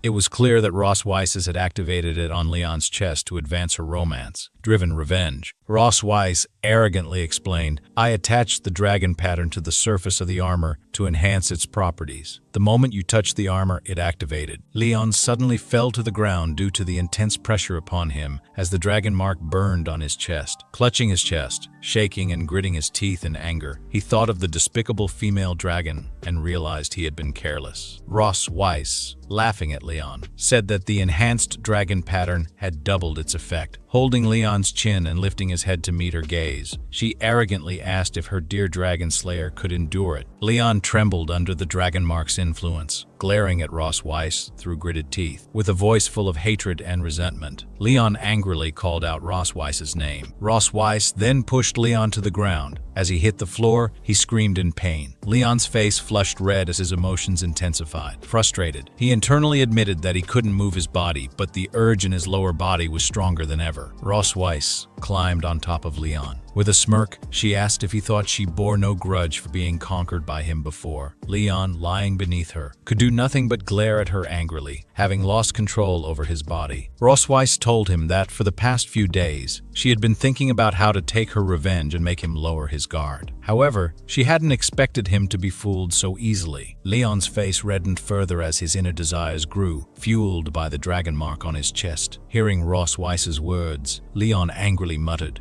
"The female dragon," in frustration. Ross Weiss's face also flushed red from the intimate situation. Teasingly, she asked Leon if her acting skills weren't quite good enough. As Ross Weiss continued to dominate Leon's body, he yelled at her angrily, asking if everything she had told him that day was a lie. About never meeting her parents, letting Moon call her mom, and holding her hand. Ross Weiss denied it, saying that everything she had said was true, but it didn't change what she was about to do to him now. As Ross Weiss removed her clothes, she asked Leon what he had told her before, whether she liked to conquer. Naked and looking at Leon's flustered face, Ross smirked and admitted with a smile that she did indeed like to conquer. Leaning closer to Leon, climbing over him, she gazed into his eyes and teasingly asked if her dear husband was ready. Leon, frustrated by the situation, remained helpless. "You all know what's going to happen next, so let's move forward." After a while, Leon, with a crying yet traumatized expression, thought to himself, "Finally, it's over." Ross Weiss, leaning on his chest, looked at him with affectionate eyes and smiled. Her tail wrapped around Leon, keeping him bound and unable to move. Cern observed her smile in silence. Looking at Ross Weiss with a cold voice, Leon asked, "What are you doing?" Ross Weiss suddenly held Leon's face and said that, compared to 2 years ago, the scars on his face had faded a little, but he looked more haggard, worn by the vicissitudes of life, with more of the flavor of a mature man. Unmoved by her words, Leon retorted that she was trying to play tricks on him again, and that he wouldn't fall for it this time. In response, Ross Weiss smiled lightly. Looking back at Leon, she remarked that he had gotten smarter. Instantly suspicious, Leon turned to Ross Weiss with a questioning look, as she hesitated, stopping mid, sentence with but. Ross Weiss's, with a flushed face, laughed at him and said that his health was not as good as it used to be. Hearing her words, Leon's eyes widened in shock, feeling as if the universe had collapsed around him. It was as if he had lost his soul with just one sentence from Ross Weiss. His face paled as he imagined her words implying that he was no longer as fit as before. His imagination spiraled, interpreting her remark to mean he was no longer the man he once was. As his thoughts ran wild, his jaw dropped wider and wider. Finally, Leon screamed loudly, overwhelmed by his fears. Still, his imagination ran wild. The next day, at the Silver Dragon Castle, Leon appeared with dark circles and bags under his eyes. As he opened the door, he announced, "I'm coming." When Leon entered the room, he found Ross Weiss and Noah inside. Seeing him, Ross Weiss folded her arms and greeted him with a good morning. With a mocking tone, she smirked and remarked, "It seems you didn't sleep well last night." Leon, gritting his teeth in anger, retorted that it was all because of what she had said. Ross Weiss, laughing teasingly, claimed that she didn't remember anything. From the side, Noah watched the exchange between Leon and Ross Weiss's and thought, "It's starting again." Ross Weiss shifted the conversation, mentioning that the entrance exam for St. Heath Academy was very strict. She told Leon he should start tutoring Noah on dragon knowledge today. Getting closer to Leon, she leaned in and whispered in his ear, taunting him. "For now, you can only demonstrate your value in other areas." Hearing her words, Leon, fueled by anger, snapped back that he was simply not in a good state yesterday. With a determined look on his face, Leon pointed his finger at Ross Weiss and loudly declared that he would make sure Noah passed the test. However, at the same time, he wanted to use this opportunity to exchange something of equal value from her. Ross Weiss said she was willing to agree to Leon's request, but warned him that it couldn't be too excessive. Leon firmly responded that a promise was a promise. Laughing, Ross Weiss left, telling him he should study hard. With a mocking tone, she called him dear and warned him not to get too tired. Fueled by anger, Leon shouted after her, "Female dragon, you're done!"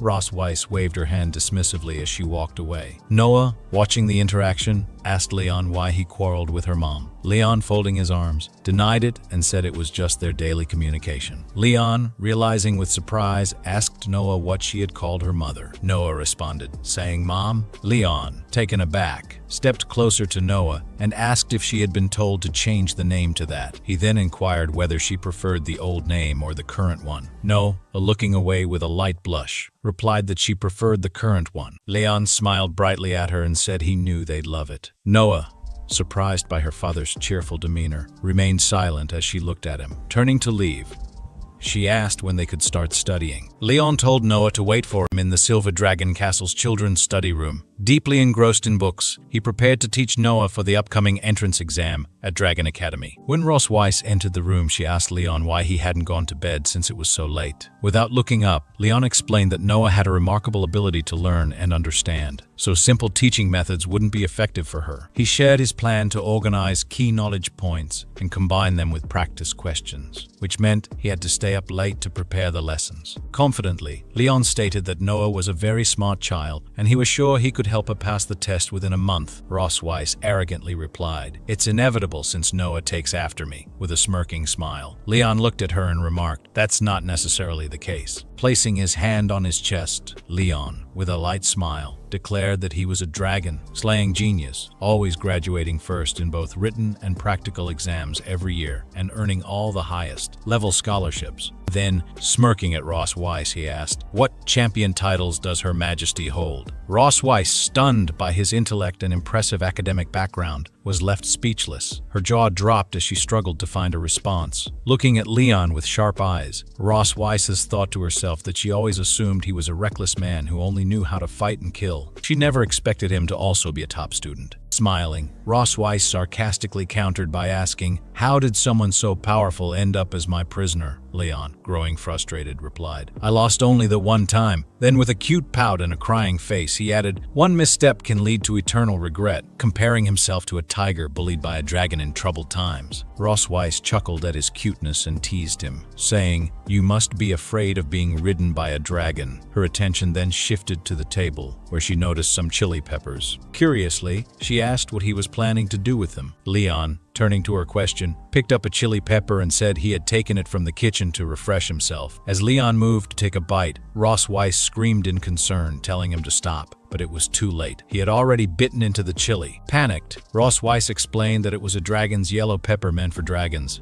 and worried that a human like him wouldn't be able to handle it. As soon as Leon chewed, the intense spiciness hit him, his face turning redder by the second. The chili was so spicy that Leon let out a fiery breath as if flames were about to shoot from his mouth. It's so spicy, Leon exclaimed, running around the room, desperately searching for water, while Ross Weiss watched, unable to offer any help. As Leon continued to panic, Ross Weiss suddenly grabbed his face with her hands, gently touching his cheeks. They stood close to each other. Leon was stunned by the moment as he realized how near they were. His face turned a shade of red as he glanced at Ross Weiss's hands on his cheeks, feeling warmth rise inside him. Blushing, Ross Weiss looked away awkwardly, explaining that her hands were cooler and might make him feel more comfortable. Leon, now feeling the comfort of her touch, slowly placed his hands over hers, appreciating the soothing sensation. Once fierce like a tiger, he softened like a kitten in her grasp, gently rubbing his face against her hands. His blush deepened as he noticed how cool and comforting her fingertips felt. Not sharp like ice, but gentle, refreshing, and perfectly fitting her touch. Leon finally calmed down and thanked Ross Weiss, telling her he felt much better. She acknowledged him with a nod and slowly released his cheeks. Both of their faces turned red, flustered by the intimacy of the moment. They glanced away from each other, overwhelmed with embarrassment. Leon, feeling the heat from the moment and the tension in the air,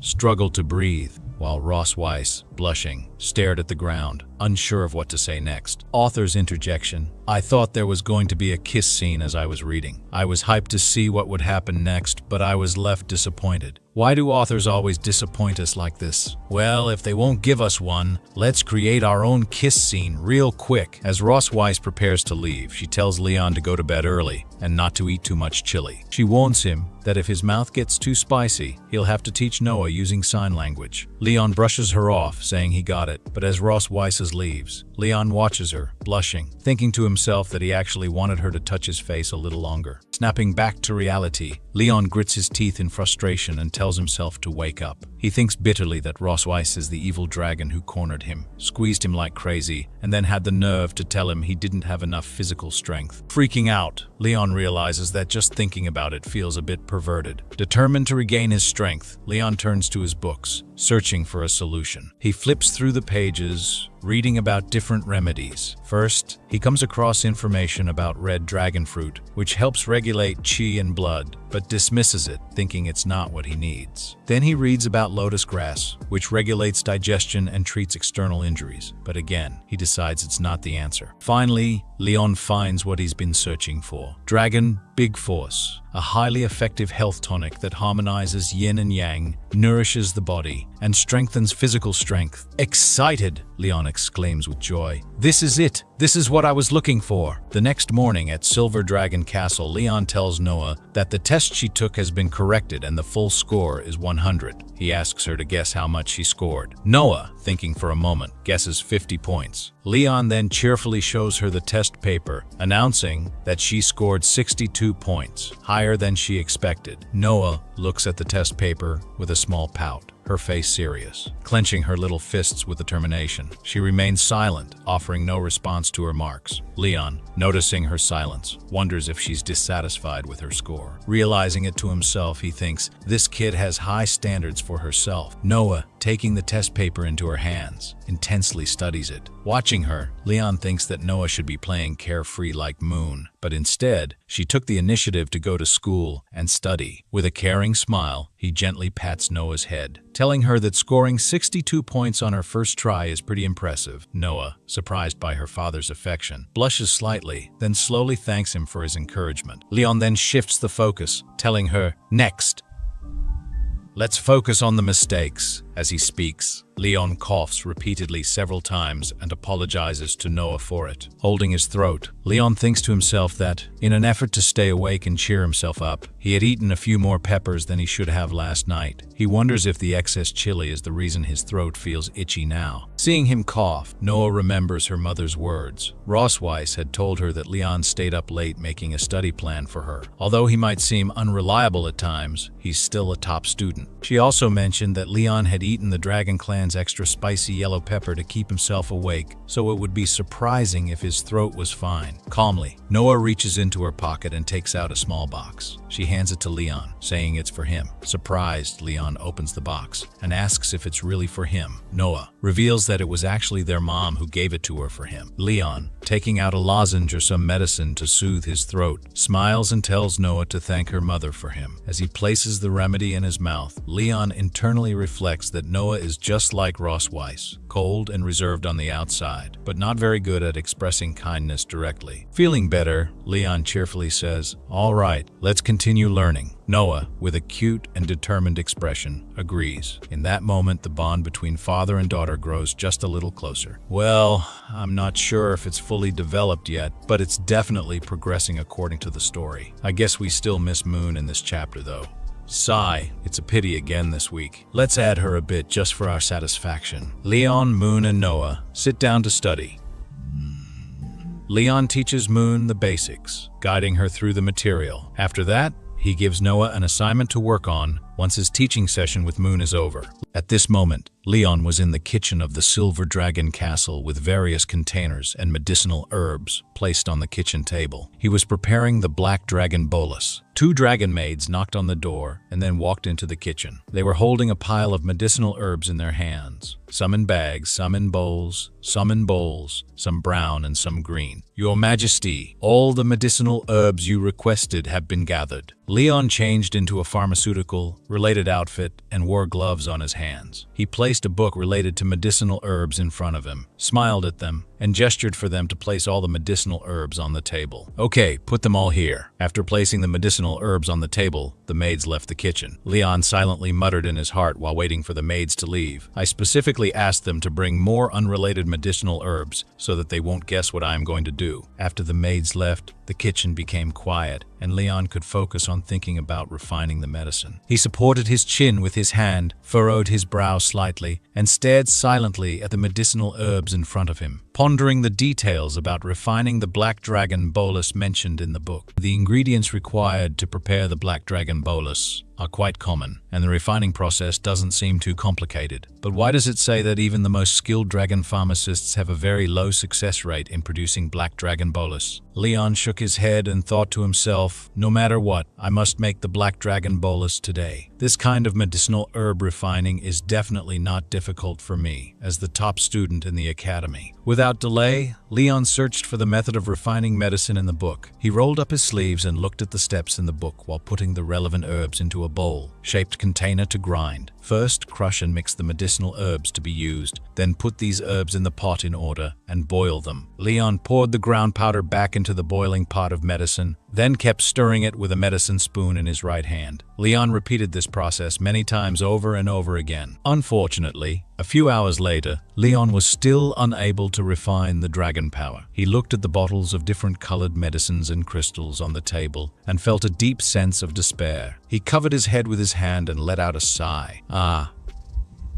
It's really not that easy. He picked up a bottle of purple potion and shook it, looking at it with confusion on his face. "I followed the method in the book several times, but each time I fail in the final step of medicinal purification and separation." There were two reagent bottles in front of Leon. The reagent bottle on the left had been refined into blue crystals, while the reagent bottle on the right was still in the form of a purple liquid without any reaction. Leon muttered about the knowledge in the book, the high-temperature separation method described in the book, where too high a temperature can cause medicine inactivation, and too low a temperature cannot refine pure medicine. Leon was shaking the reagent bottle with his hand, frowning, and seriously considering the solution for medicine purification and separation. I can't achieve the separation effect just by manually shaking it. I need to use professional instruments. Perhaps due to the prolonged shaking, Leon's right hand felt a bit uncomfortable. He used his left hand to pinch the wrist of his right hand to make himself feel more comfortable. The master often says that if you can't go one way, you should look at other ways. What other effective ways are there to separate medicinal drugs? Suddenly, dark clouds gathered outside the window. Thunder echoed in the sky, and even a bolt of lightning struck from the sky. It looked like it was going to rain. The loud thunder and dazzling lightning caught Leon's attention. He sat in the chair, shaking the reagent bottle while turning his head to look out the window. Thunder. Is it going to rain later? Worried that rainwater might spill into the room,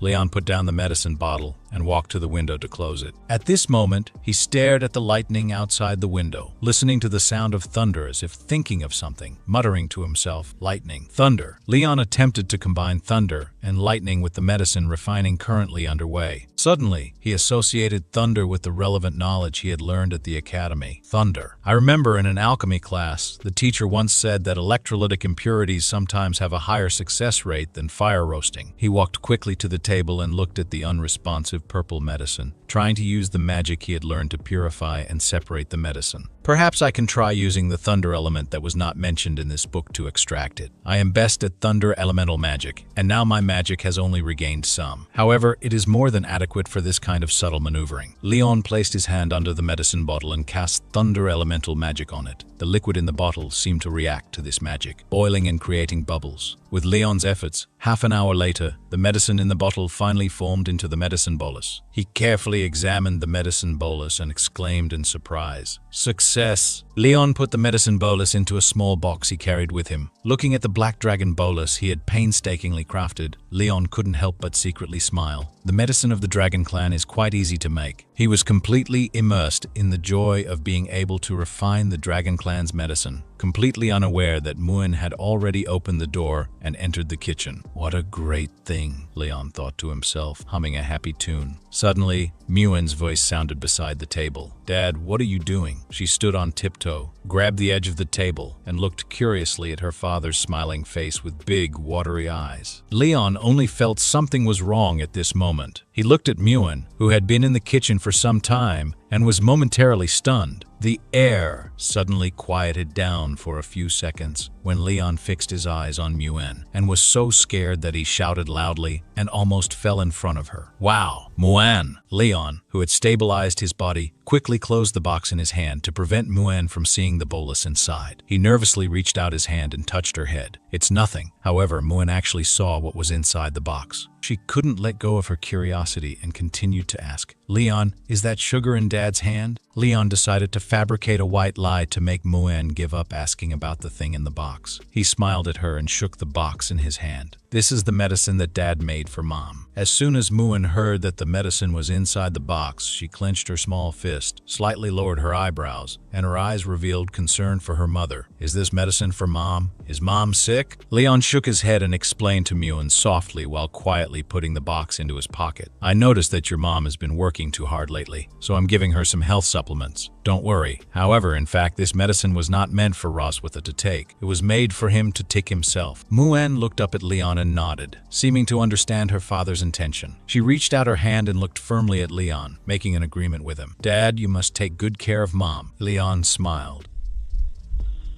looked at Muen gently, and held her hand. Of course, this is what Dad should do. In fact, Muen didn't know that at this moment, Leon was secretly laughing badly in his heart and had already made a plan to get back at Roswitha. "When my body recovers, I must get back at her." At this point, the rain still showed no signs of abating. The weather outside was stormy with thunder and lightning, the rain very heavy as if it was about to engulf the entire castle. After returning Muen from the kitchen to her room, Leon also returned to his own room. It was raining heavily outside. reflecting his inner turmoil. He lay in bed, tossing the box containing the black dragon bolus in his hand without intending to eat it immediately. Although the black dragon bolus has been refined, I don't know if the nutritional supplements of the Dragon Clan will have negative effects on a human, he thought. He grabbed the box that was about to fall, his expression slightly hesitant, as if he still hadn't made up his mind. Maybe I should just set it aside for now. Just as Leon was pondering whether to take the bolus or not, there was a knock on the door. Leon noticed the sound and looked up towards the door with some doubts in his heart. Could anyone else be coming over at this hour? After the knocking, someone immediately opened the door and came in. This person was none other than Roswitha. Leon sat up in shock when he saw that it was Roswitha walking in, and awkwardly smiled at her. "Your Majesty, why are you here?" Roswitha had a kind smile on her face, indicating that she was not here to cause trouble for Leon this time. She wagged her tail,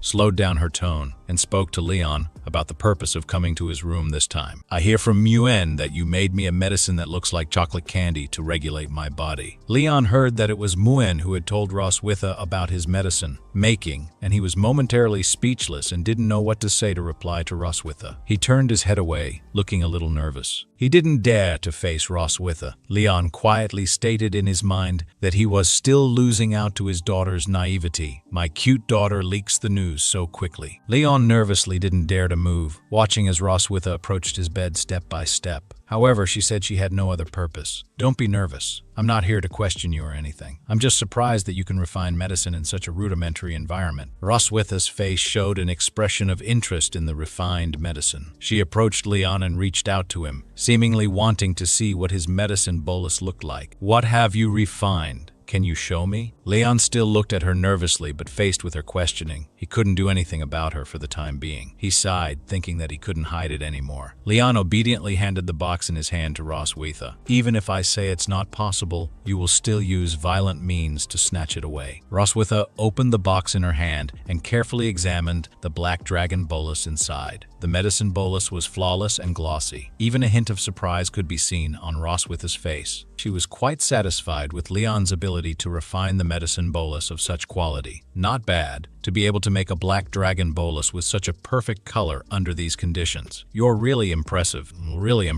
Leon." After commenting on Leon's medicine bolus, Roswitha complimented him in a rare manner. "How does that saying go? Something about being skilled in both the pen and the sword." The Silver Dragon Queen, who usually didn't praise him much, rarely expressed her approval of the medicine bolus he had refined today. Leon was a little surprised by Roswitha's comment. He froze a little as he looked at her. Did she actually not mock me? Suddenly, Roswitha's expression became serious, as if she was going to say something very important. She closed the box and threw it back to Leon. "You can keep it, but you can't take this medicine now." Leon steadily caught the box. He raised an eyebrow and looked at Roswitha with confusion, obviously not understanding what Roswitha was saying all at once. "Huh? Why?" Roswitha's expression changed to the serious expression she usually had when she was with Leon, and her tone was not very friendly. She looked condescendingly at Leon on the bed, propping her hands under her plump twin peaks. "As a compliment, medicine for the Dragon Clan has efficacy too strong for the human body." Leon still couldn't understand the seriousness of Roswitha's words. He frowned and looked up at her, thinking she looked down on him. "I won't be able to bear it." Roswitha raised one eyebrow and looked disdainfully at Leon in her eyes. She gave Leon a provocative smile. "I kindly remind you, as a human, you can't withstand its power." Her words made Leon feel very unsatisfied. His expression became serious, expressing disbelief at her words. "What about the power of dragons? I have already defeated countless giant dragons. How could I not bear a small bolus?" Leon insisted on proving to Roswitha that he could withstand the power of the Dragon Clan. He picked up the black dragon bolus and gathered the courage to swallow it in one gulp. "Roswitha, you don't underestimate me. Courage is a hymn of humanity." Leon looked at Roswitha with an expression of no more fear, showing a warrior's determination to go to the battlefield. Roswitha reached out her hand to stop him, but unfortunately, it was already too late. The medicine bolus had already been swallowed by Leon. She looked at Leon angrily but couldn't say anything. Suddenly, Leon widened his eyes, and his body felt like it was being burned up. A powerful force was gathering inside his body. It was obvious that the black dragon bolus had started to take effect. His skin was slowly turning red. He knelt on the bed in great discomfort, one hand supporting the bed and the other hand gripping his chest close, looking very painful. Roswitha's expression was somewhat worried, and she was at a loss for what to do with his current situation. "Bastard,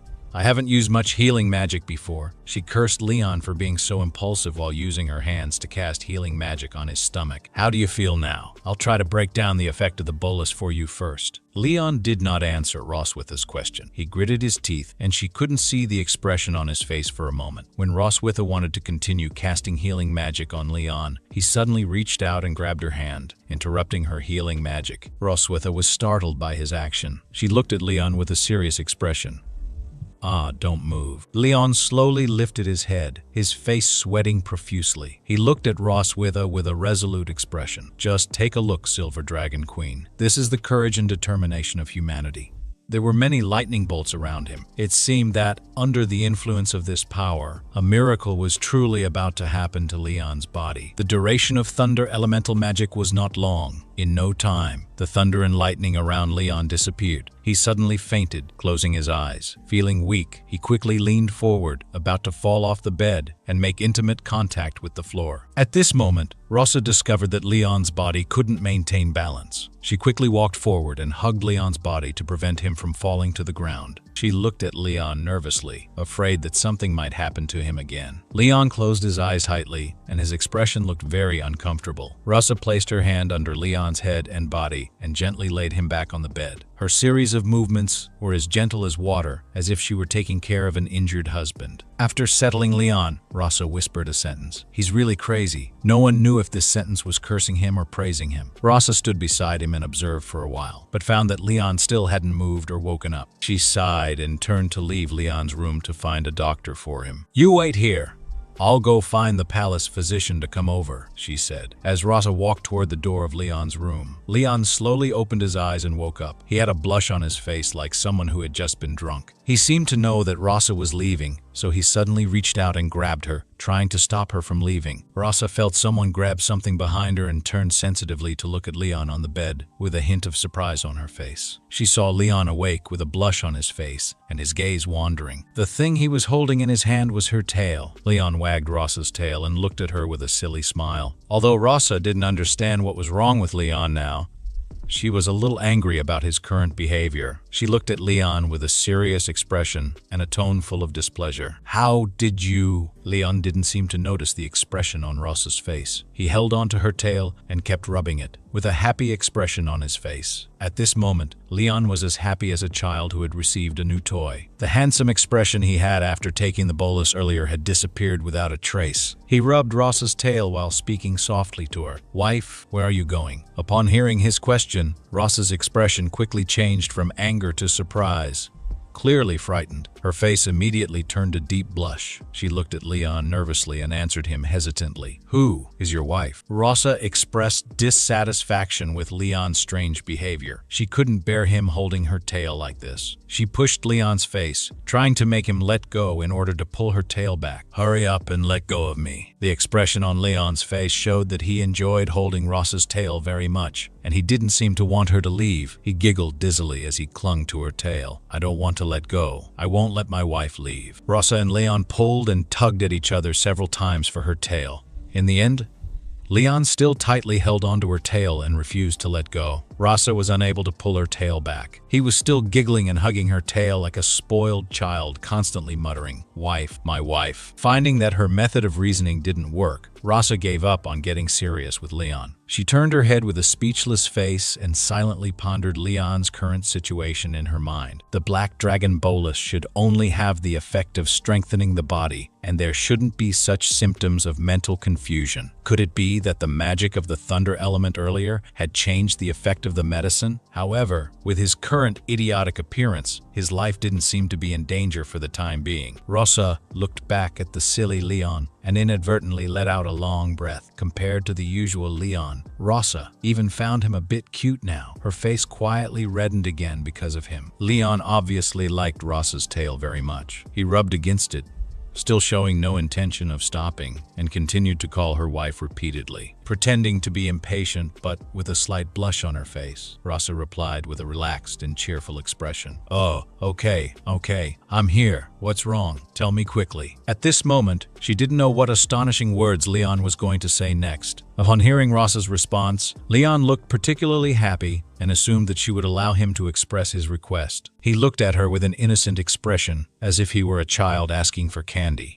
He spoke to her with earnestness in a playful tone. "I want 2 births, my wife." Rasa was once again shocked by what Leon said. Her reaction this time was even greater than when Leon called her wife earlier. She widened her eyes and slightly opened her mouth, not knowing how to reply for a moment. The blush that had hardly faded away instantly colored Rasa's face again. She didn't understand this unreasonable demand. She cursed Leon angrily, her face as red as an apple. "You haven't even taken care of the twins of 1 bird, and you're already talking about a 2 birth. Don't overthink it." Obviously, Leon wasn't too thrilled with Rasa's answer. He rolled from side to side on the bed, hugging her tail tightly, reluctance written all over his face like a child mid-tantrum. "I want a 2 birth. I want a 2 birth.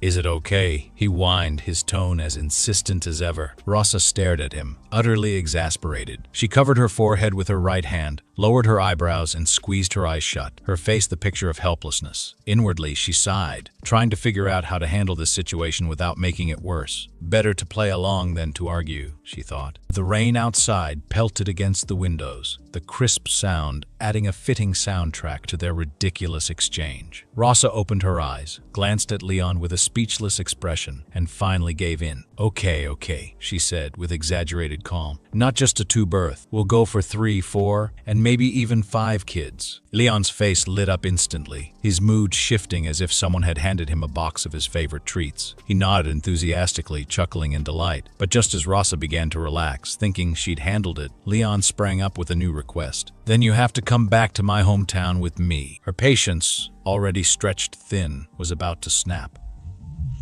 She waved a hand dismissively and grumbled, Fine. When we're settled, we'll go back. Happy now?" That seemed to do the trick.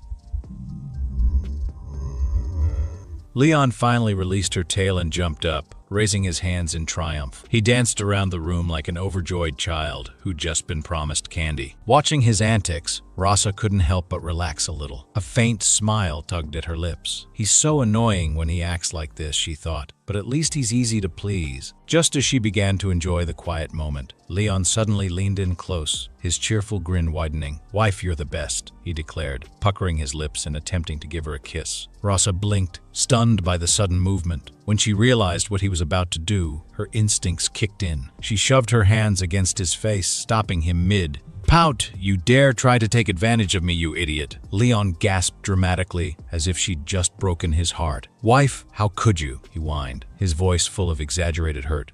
Despite her hands holding him back, he still tried to wiggle closer, his determination bordering on absurd. "Why hasn't this fool woken up yet?" Rasa muttered under her breath, her patience hanging by a thread, and then, without thinking, she snapped. Her fist flew, landing squarely on Leon's face. "When is this medicine going to wear off?" she growled, her voice filled with frustration. Leon let out a muffled groan and sat back, clutching his face in surprise. He knelt on the bed looking like a wounded puppy, his head bowed in grievance. Rasa immediately regretted her outburst. She pulled back her fist, guilt creeping into her expression. I couldn't stop myself," she mumbled. To make amends, she reached out and gently rubbed his back. "Are you okay?" she asked softly, her voice tinged with concern. Leon didn't respond at first, his face hidden behind his hands. But then, he suddenly clutched at his chest, his breathing quickening, his face flushed an even deeper red, and his body began to tremble. "Wife, I feel strange," he murmured, his voice barely audible. Rasa froze. Her eyes widened as she noticed a faint glow emanating from the dragon pattern on her chest. The intricate design now pulsed with a dazzling purple light, casting an eerie glow across the room. "My God," she whispered, staring down at it in disbelief.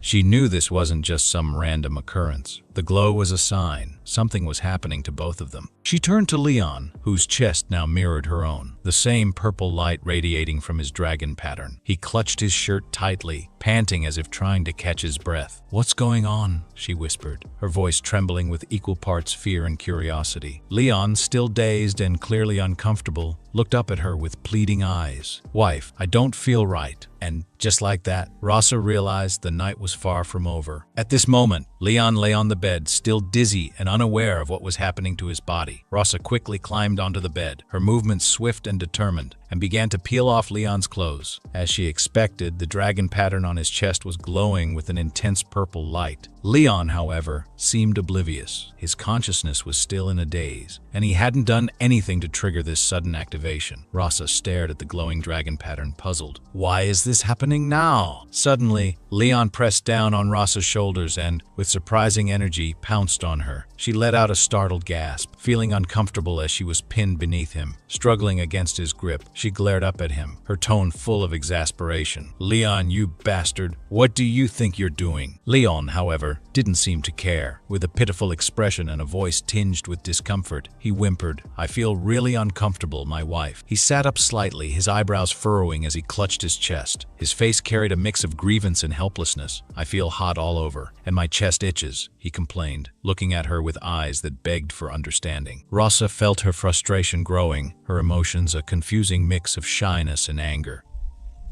She began analyzing his condition, realizing the glowing dragon pattern was mixed with the thunder element. This was amplifying Leon's already intense energy and, unfortunately for her, his desires as well. Just as she was deep in thought, Leon leaned into her chest and began affectionately kissing her tail. His voice was soft but full of adoration. "My wife's tail is so fragrant. I love her tail the most." Rossa's patience snapped. She immediately recalled the last time his dragon pattern activated and how chaotic it had been. The memory alone was enough to make her physically and mentally exhausted. Determined not to let things spiral out of control again, she reached out and pushed his face away. "My tail drags on the ground all day," she exclaimed, her tone filled with indignation. "Don't you think it's dirty? Stop putting it in your mouth and get off me already." Despite her efforts, Leon seemed undeterred. Even with her hand firmly planted on his face, he still tried to grab her hand, his persistence as unyielding as ever. Just as Rossa was about to push him harder, Leon's index finger gently pressed against her lips. The sudden action caught her off guard, making her pause. She stared at him in surprise. Leon's goofy expression was gone.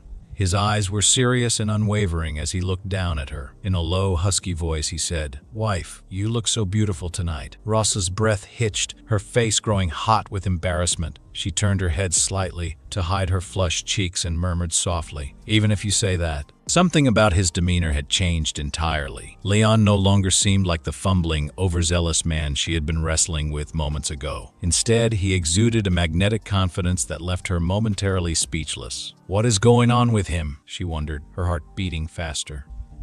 Why does he suddenly seem so irresistible? Leon's gaze remained locked on hers, his voice tender yet firm. "My dear, you can help me, right?" Rossa blinked, her resolve wavering under his unrelenting charm. The look in his eyes made it impossible to refuse. Against her better judgment, she sighed and nodded. "Okay then, but only tonight." The space between them disappeared as their bodies intertwined, the air thick with an undeniable tension. The howling wind and rain outside the window became a backdrop to their shared moment, muffling the sounds of their entanglement. Now, it was the morning of the second day. The rainstorm that had raged through the night had cleared, leaving behind a crisp, sunny sky that bathed the Silver Dragon Castle in warm light. Leon stirred from his slumber, blinking in a daze as he tried to make sense of the blurry world in front of him. Slowly, his vision cleared, and his eyes widened when he realized he wasn't alone. "Are you awake?" Roswitha asked, staring at him with amusement as she lay next to him.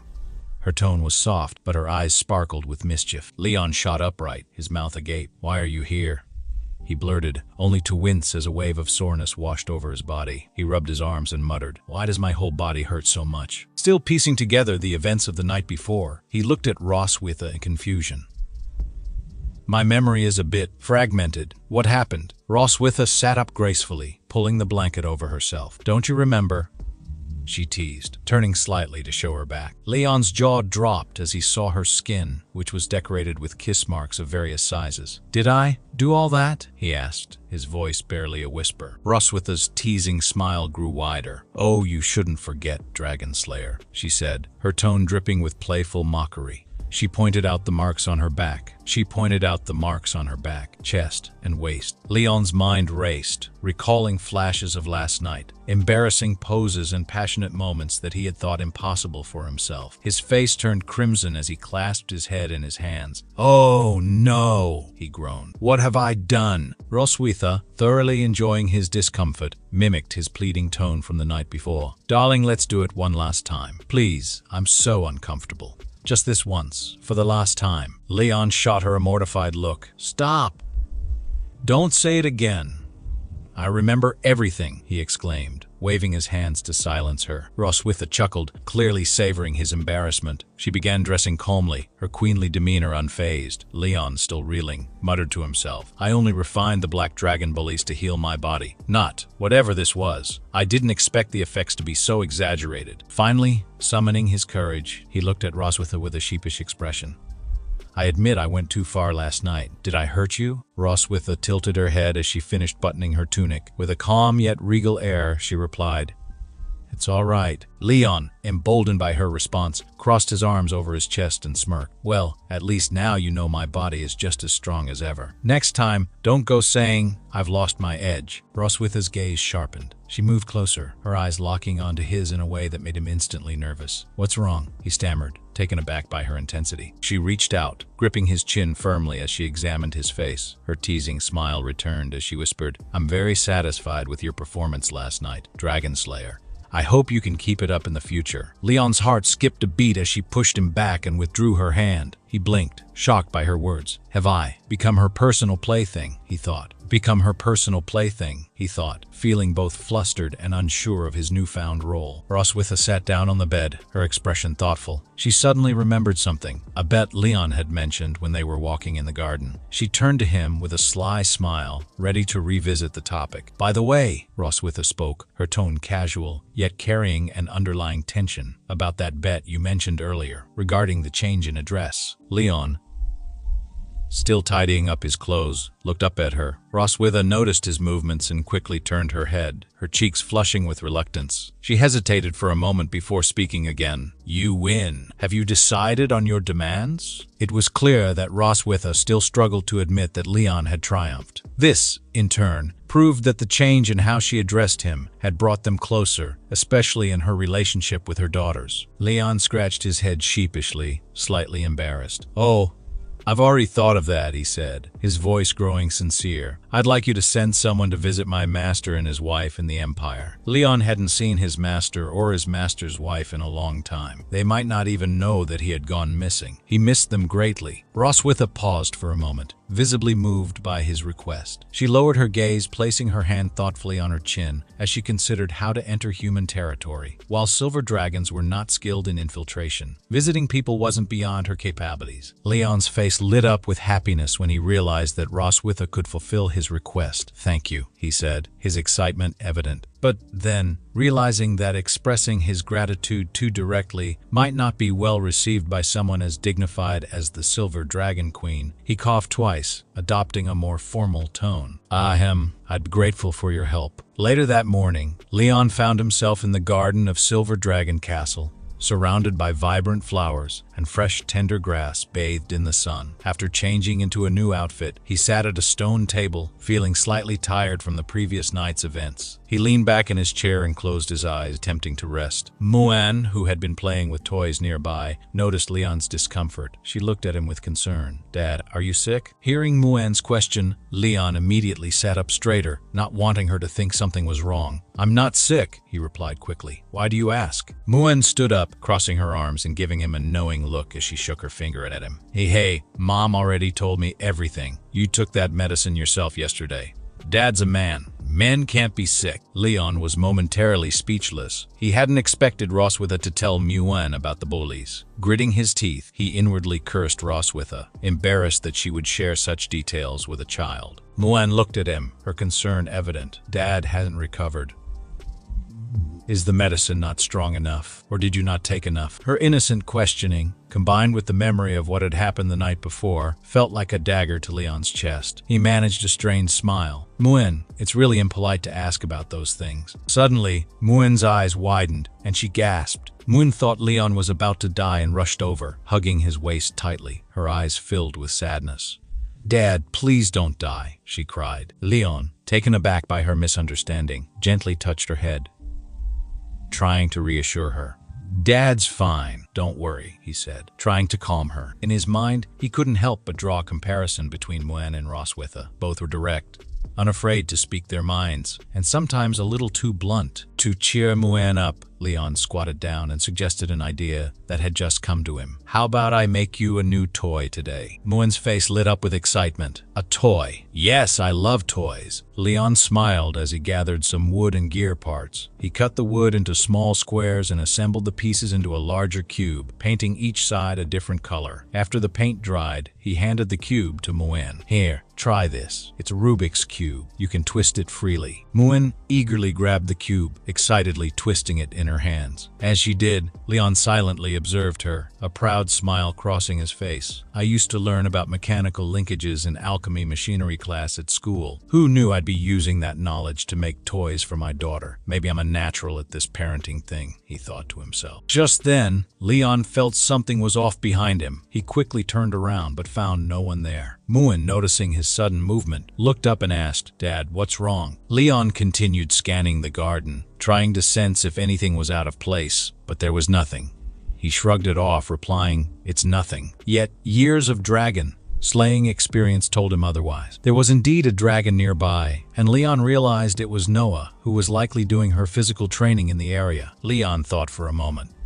"She won't come to join us willingly, but I'll make a Rubik's Cube for her too." That evening, after Muin had gone to bed, Noah returned to her bedroom.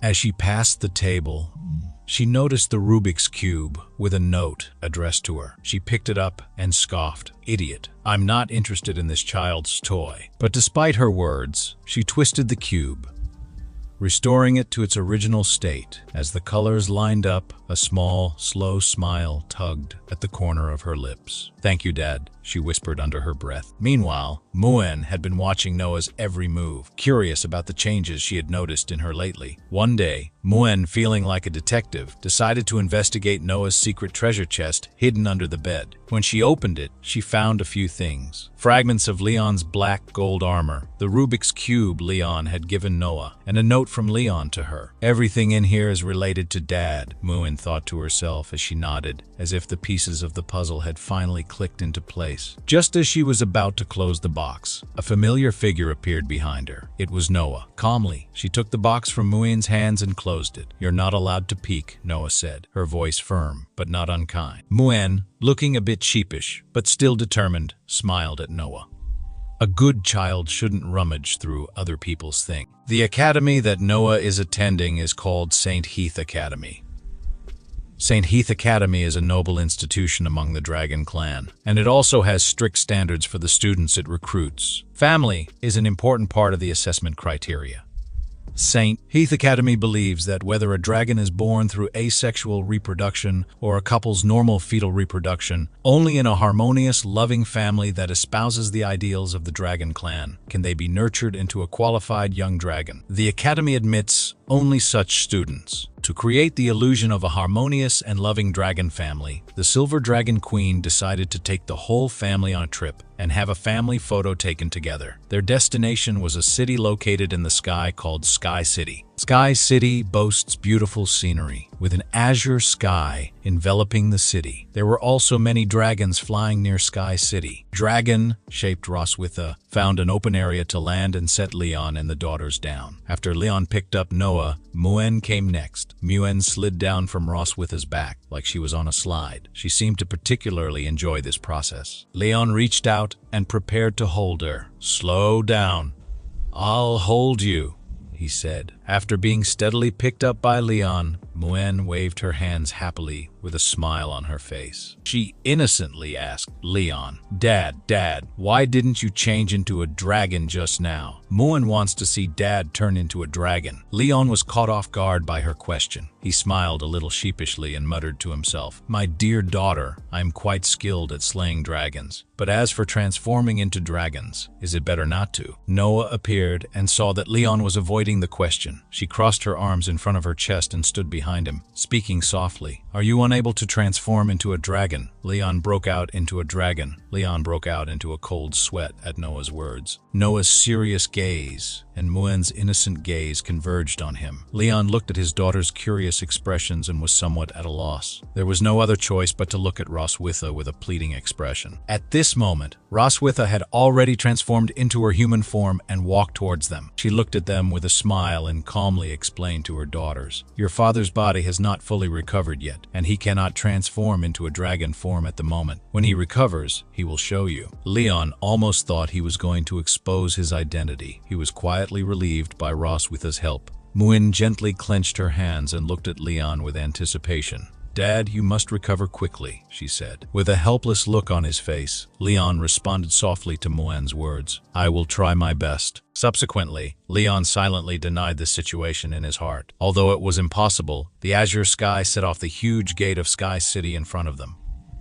The area around the gate was filled with dragon people who had come here to play or were local dragons. Roswitha urged them softly, "All right, hurry into the city. There's still something to do today." Roswitha held Noah's hand while Leon held Muen's hand. The four of them entered Sky City together. As they entered the streets of Sky City, Muen couldn't wait to look around. She ran excitedly ahead, her eyes filled with indescribable joy. "Wow, Noah, look, there are so many dragons." Noah didn't seem interested in the people or things on the street. She calmly followed behind Muen, persuading her not to run too fast. "Slow down, don't walk too fast." The people on the street were curious about the pair of cute little dragons that had suddenly appeared, and all of them turned around to look at them with curious eyes. Only Leon and Roswitha stood out from the crowd. The two of them followed behind the children coldly, not saying a word to each other. At this moment, Leon's walking speed slowed. He lowered his head, his body trembling uncontrollably.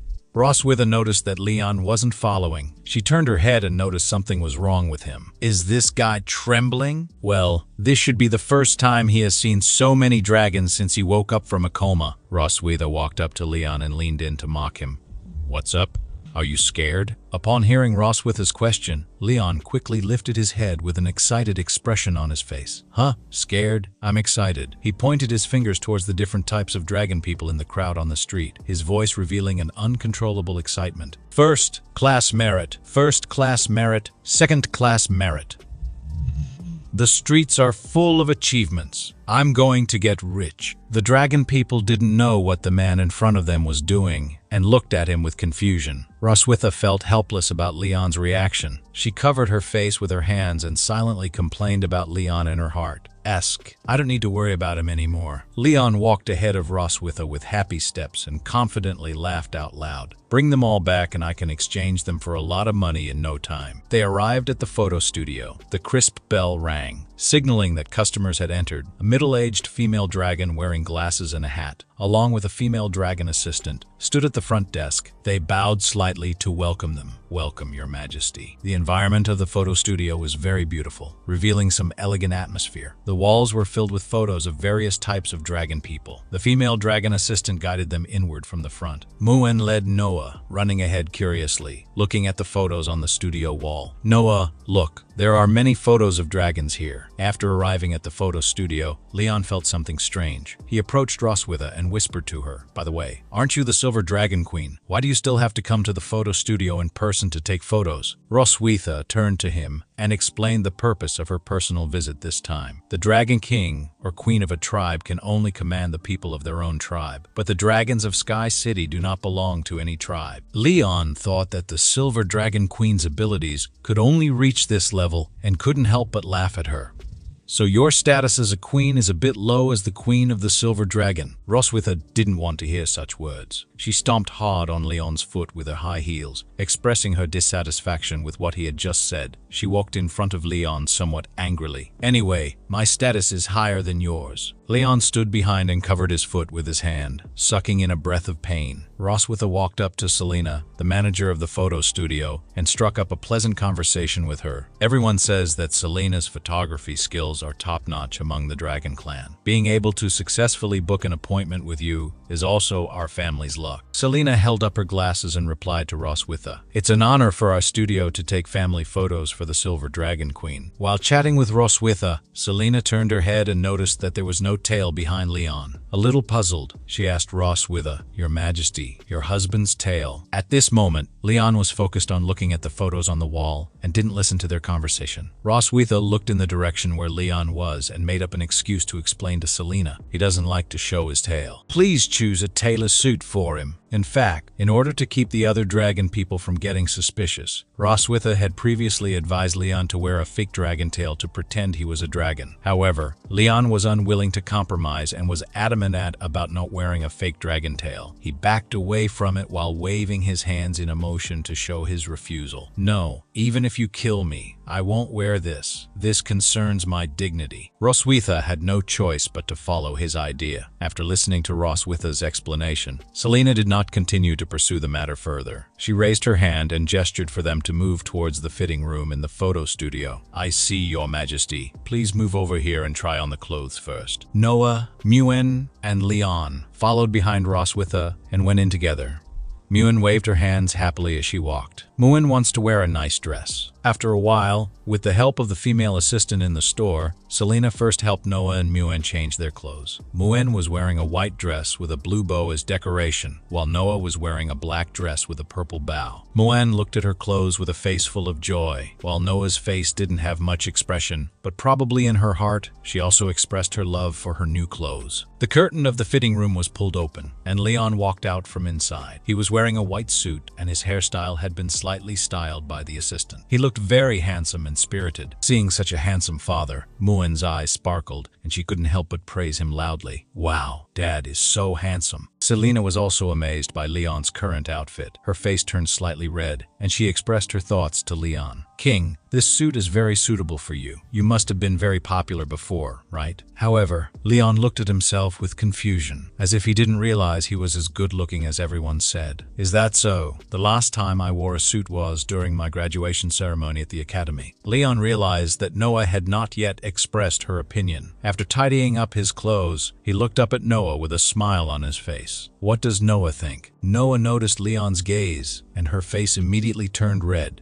She shyly turned her head and hesitantly commented on Leon's attire. "Well, it's so handsome." Leon was particularly happy to hear his daughters evaluate him like this. He bent down and reached out his hands to stroke their heads separately. "Your dresses are also very cute." Noah and Muen looked up at Leon together and expressed their delight in his evaluation. The curtain of another fitting room was also pulled open. Roswitha walked elegantly out of the fitting room.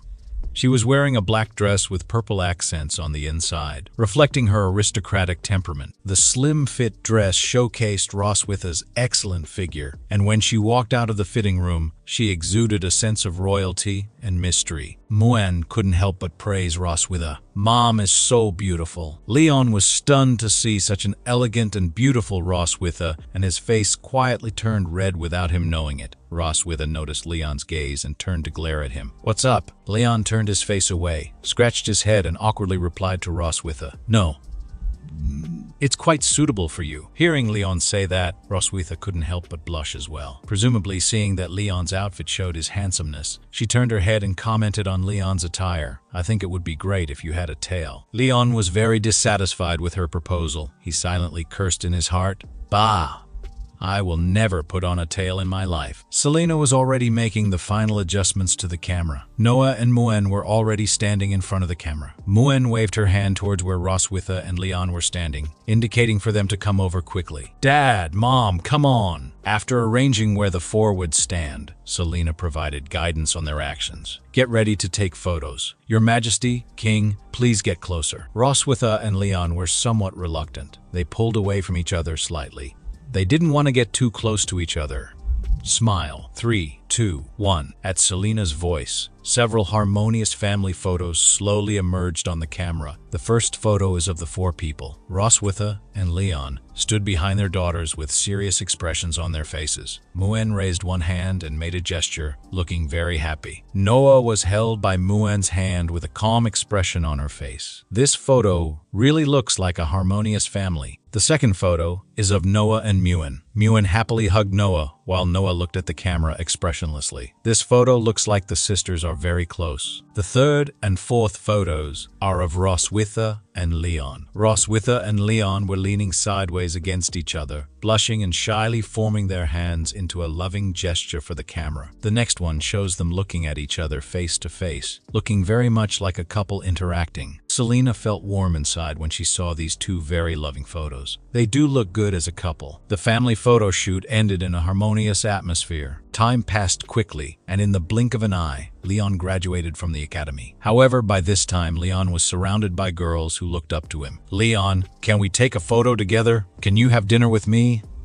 Please accept this gift." It seems that Leon was very popular among girls. However, Leon, who didn't understand the true thoughts of the girls, rejected them outright on the spot. "Please allow me to refuse. I have to go back and mail the hooves of my master's donkey." "Take a rain check," Leon said, bidding goodbye to the girls and turning away from them. The girls froze in place, and their hearts were broken as soon as they heard such a reply. Leon's master stood behind, looking at his apprentice, who couldn't chat so well, with a helpless expression on his face. "Did this guy get kicked in the head by a donkey?" The photographer informs Rose and Leon that it will take around 6 hours to develop the photos. She encourages them to walk through the city, which was very lively at that time, with a vibrant fair. The kids were really excited about the prospect of finally something fun to enjoy. Both girls eagerly ran ahead, their faces glowing with joy, while Leon turned to Rose and remarked that he never thought they would end up shopping together like this. With her usual cold tone, Rose responded, "We are doing this only to maintain the family image. Don't misunderstand." She reminded Leon of Noah's entrance exam for which she needed to prepare. She had put the effort for the last month into this and should not leave anything to chance. They noted that the girls were watching a toy stall closely, in particular, the shooting game. The girls had eyes only where the former player had glanced, a young girl who had lost out on winning a great toy because of just a few shots. Leon was curious, exclaiming, "I have never seen a game like this before here." He also stated that he had only witnessed individuals playing those types of games in the human markets. The shopkeeper explained the rules with a sly smile. He fixed the game so that there could only be a win if all the balloons were shot with 10 directly consecutive shots. The girls, obsessed with the dolls on display, couldn't tear their eyes away. Rose carefully observed the location and put forward, "The gun here is driven with magical energy. These guns achieve this control over magic, which is quite complex, even for someone like Noah." The shopkeeper, noticing their interest, tried to lure them with his usual tactics. He confidently said, "If you can pop all the balloons with 10 continuous shots, you'll win these beautiful dolls for your daughters." He designed it so that it looks easy, particularly for young girls, but he has a trick up his sleeve. Whenever parents would step forward to try, he would change the settings on the guns to make it almost impossible to win. So, he would be able to get rich, and no one will have the major prize at the end of the day.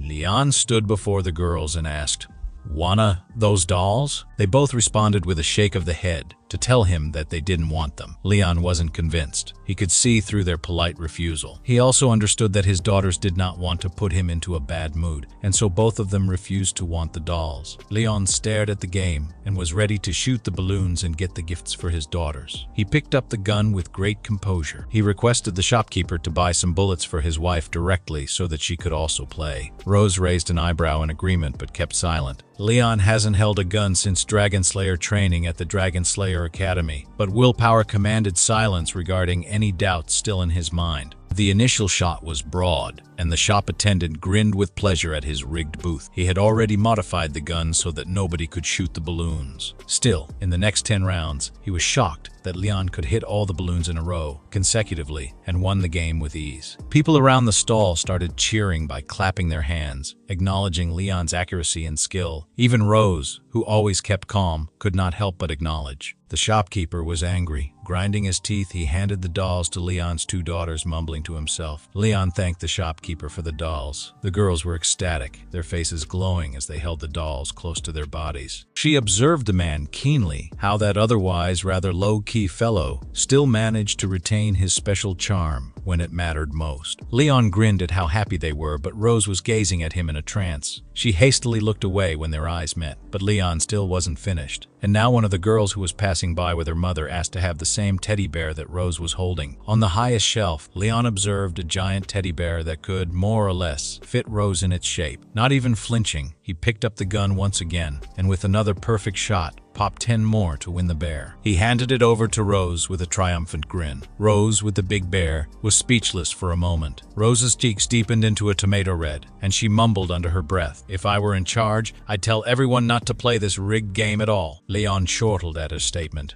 "It's all right.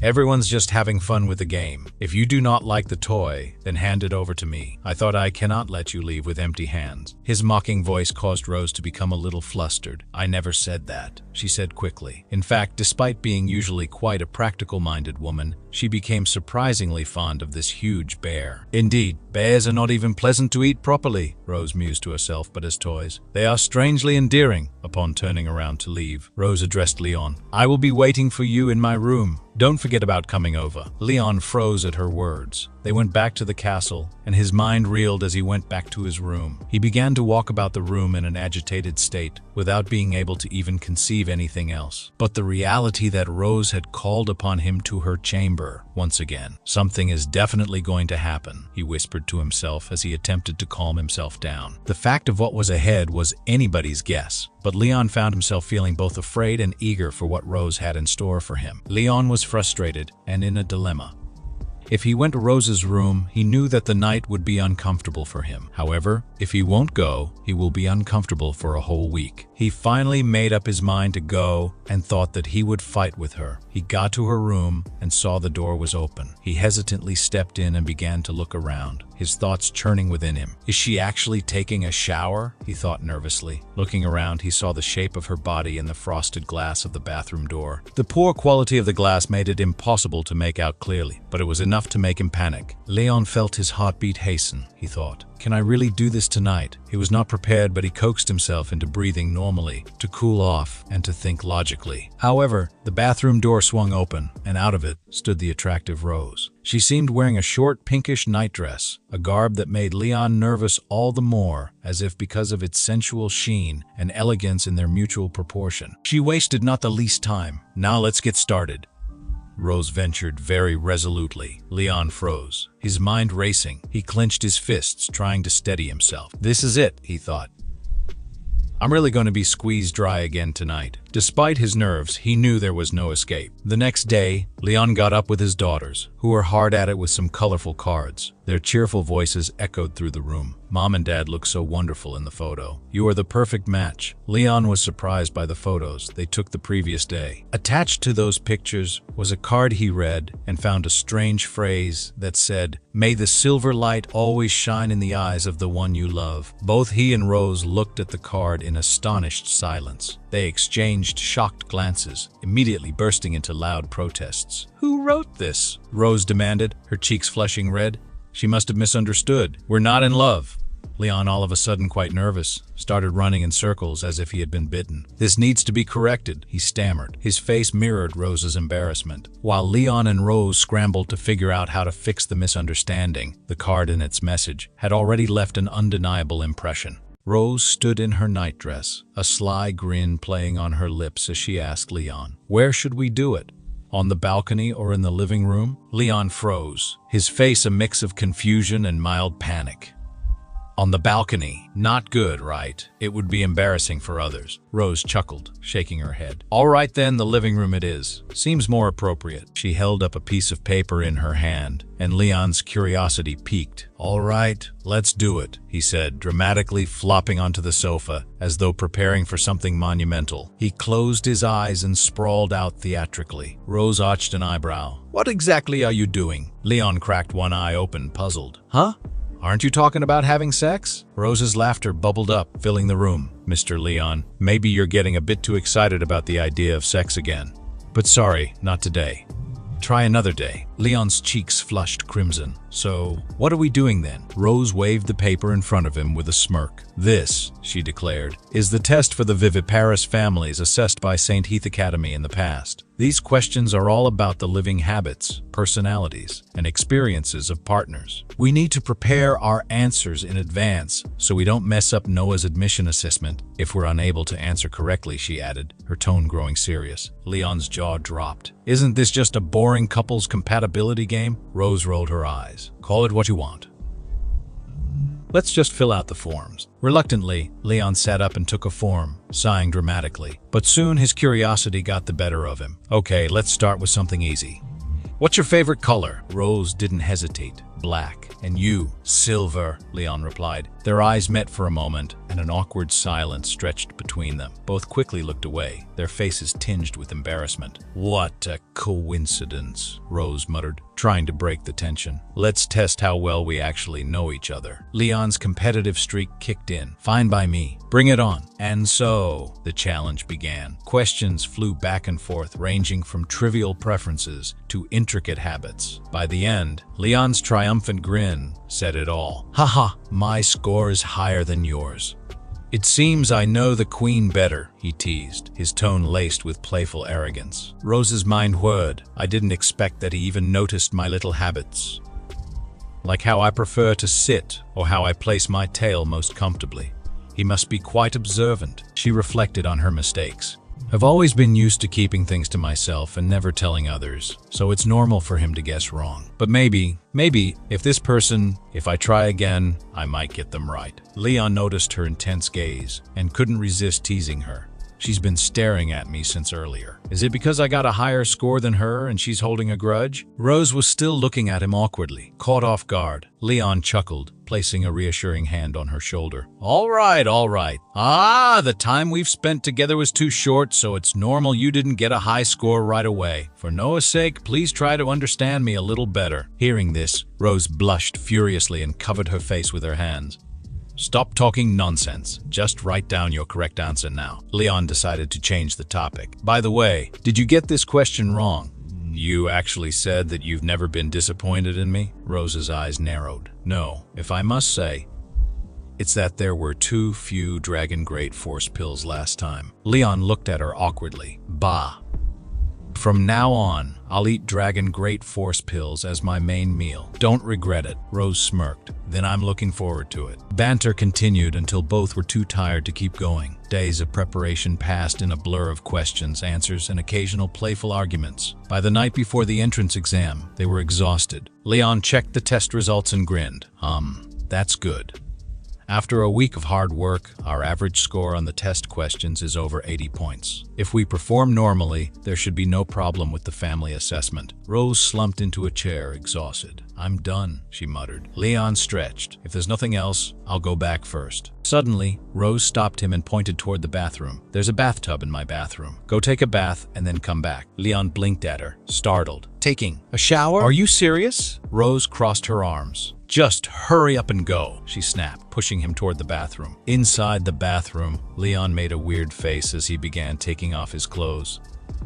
Why does she want me to take a shower here for no reason? Is she planning something suspicious? He exhaled deeply, but she's been very nervous these days because of the entrance exam, so maybe it's fine. Saying this, he stepped into the bathtub, letting the warm water relax him. Just as he was starting to unwind, the door creaked open. Rose stepped in, holding a towel. Leon froze in shock. Rose, what are you doing here? She looked at him with a hint of mischief and something more. I've been so stressed these days, I thought. Maybe we could. Leon's mind raced. What I was thinking has finally come. He loudly blurted out, if you're under so much stress, how can I help? Rose stepped closer, her voice soft. By transferring the pressure to you, I can be relieved, right? That's how you can help. Leon gulped. Transfer your stress. How? Rose removed her towel and moved toward Leon with purpose. Seeing this, Leon's thoughts spiraled. I can't refute it. Rose pounced, wrapping her arms around him.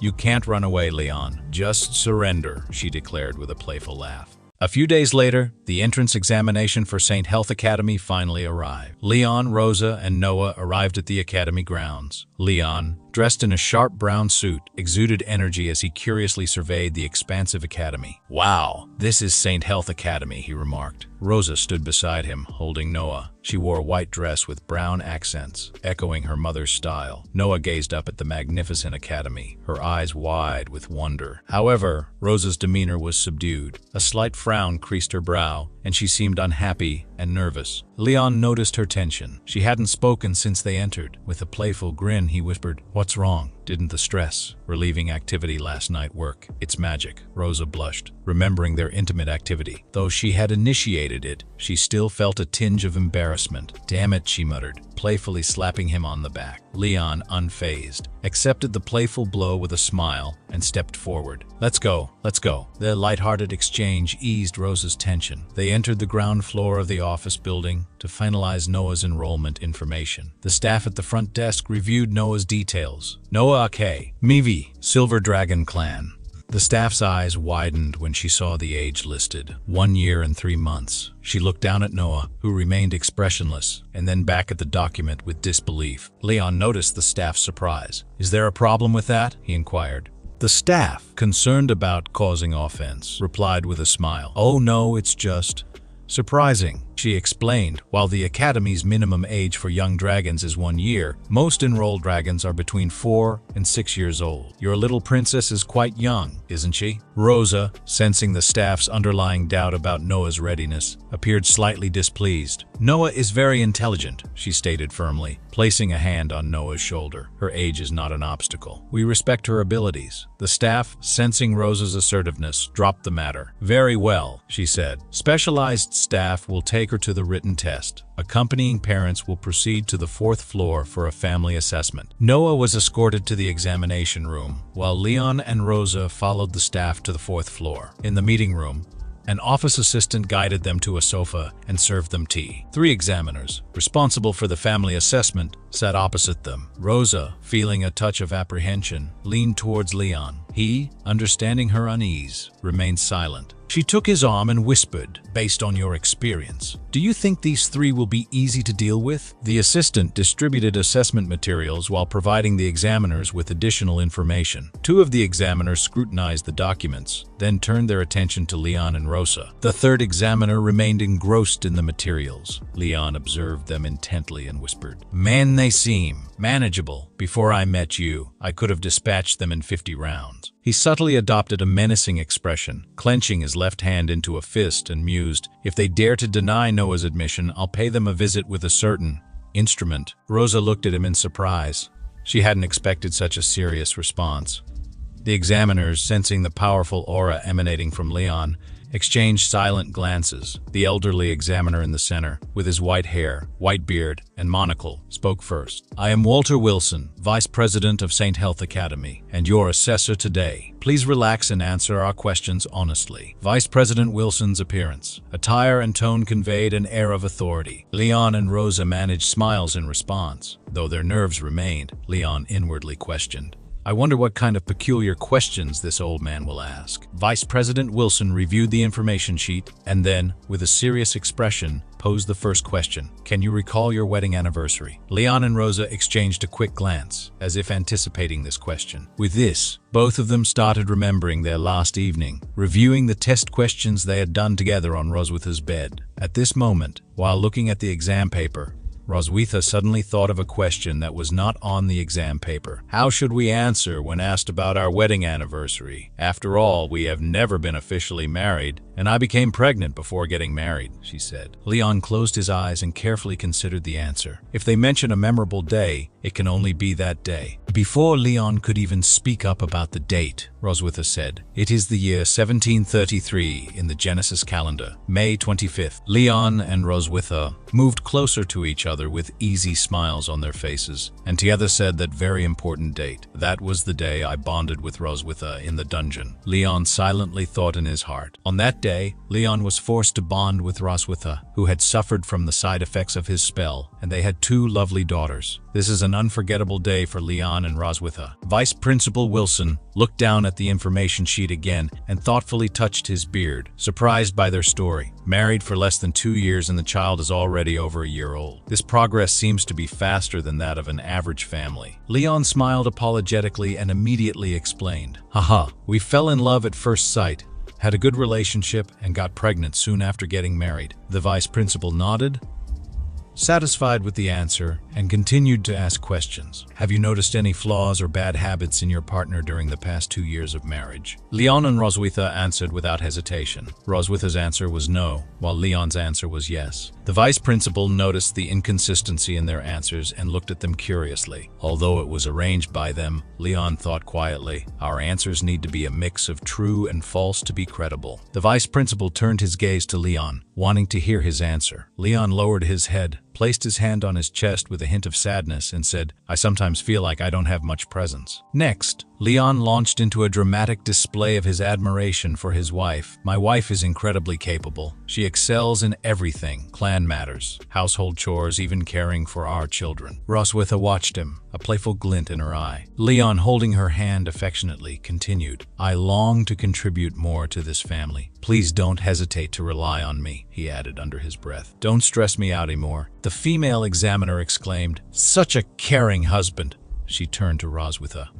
What do you find most attractive about your husband, Miss Roswitha? Roswitha smiled. He's handsome, focused, and responsible. He loves our children, she added with a twinkle, though his physique isn't as impressive as before our union, but he's a skilled healer. Leon's smile twitched. Roswitha, tightening her grip on his hand, said softly, don't push yourself too hard. Leon felt a playful pang, but remained silent. The examiners exchanged smiles. The questioning continued. Leon and Roswitha answered smoothly. Finally, the examiner on the right posed the final question. Do you have any questions for each other? Roswitha shook her head with a smile. I know him well. Leon leaned back, stroking his chin. You like the toy bear I gave you, right? Roswitha was surprised. Why this question now?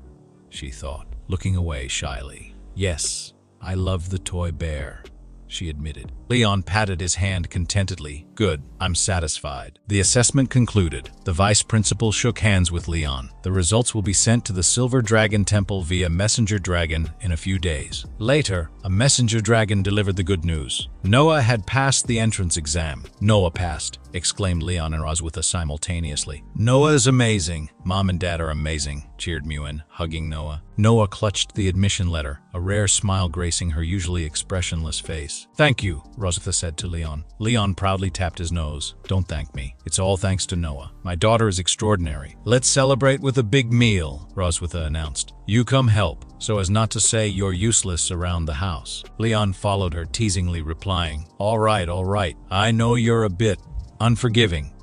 At Heath's College matriculation ceremony, the principal is on the podium, congratulating the students for passing the assessment and welcoming the students to attend the entrance ceremony of St. Heath's College.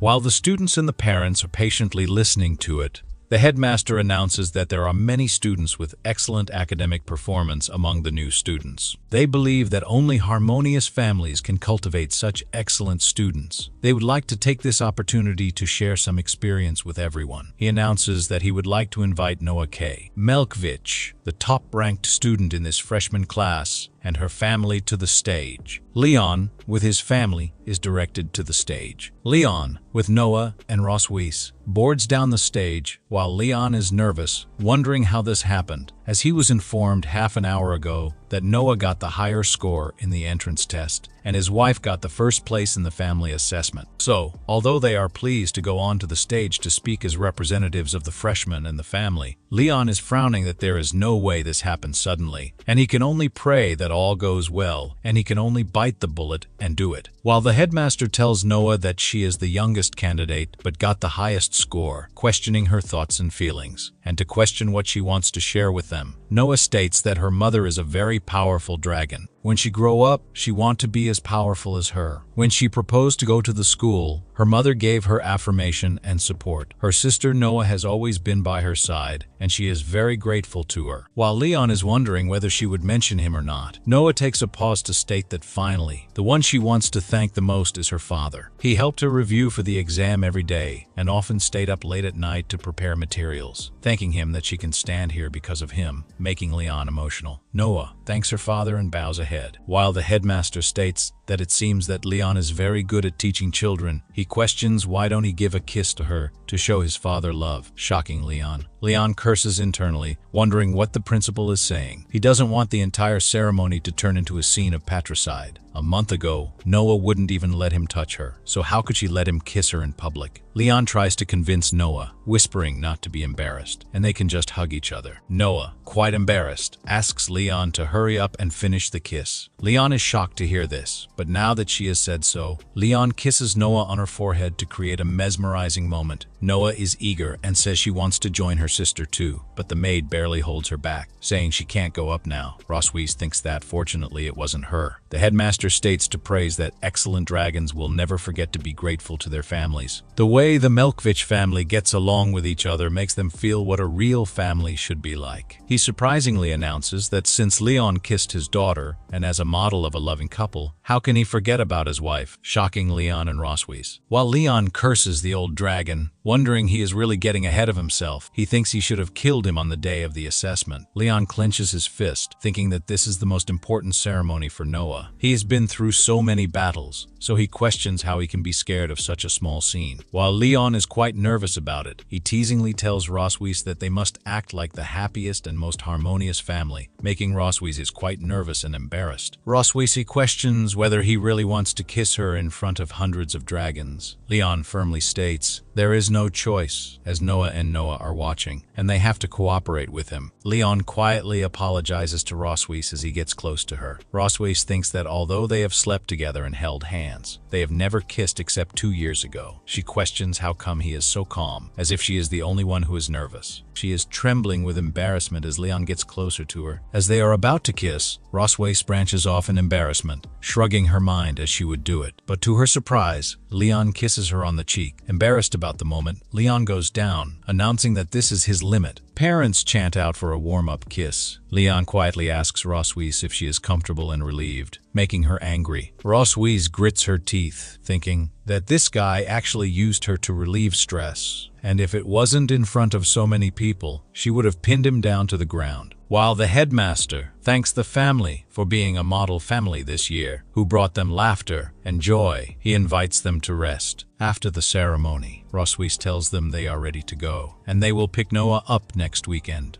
She asks Noah to take care of herself, to which Noah affirms that she will. Noah hugs Noah, saying she will miss her, to which Noah states she will miss her as well. Leon asks Noah to remember to eat on time, not be picky about food, study hard, and if she doesn't understand something, she can ask him when she comes home during the holidays. Most importantly, if she is sick, she must go to the school doctor and not be stubborn. Noah assures Leon that she knows all about it and is not a kid. Leon states that these orders were set by her mother when she was drunk, as she was embarrassed to tell her in person, so he is doing it for her. Leon states that if she meets classmates with bad personalities, she should stay away from them, but if they dare to bully her, she just has to fight back, as her father will support her. Noah asks if he ever did anything like this when he was in school. Leon shows that he has, but every time he got into a fight at school, his teacher and her grandfather would take him home and beat him up. Leon asks Noah not to worry, as his words won't get her punished for just such a small matter, to which Noah affirms she will remember it.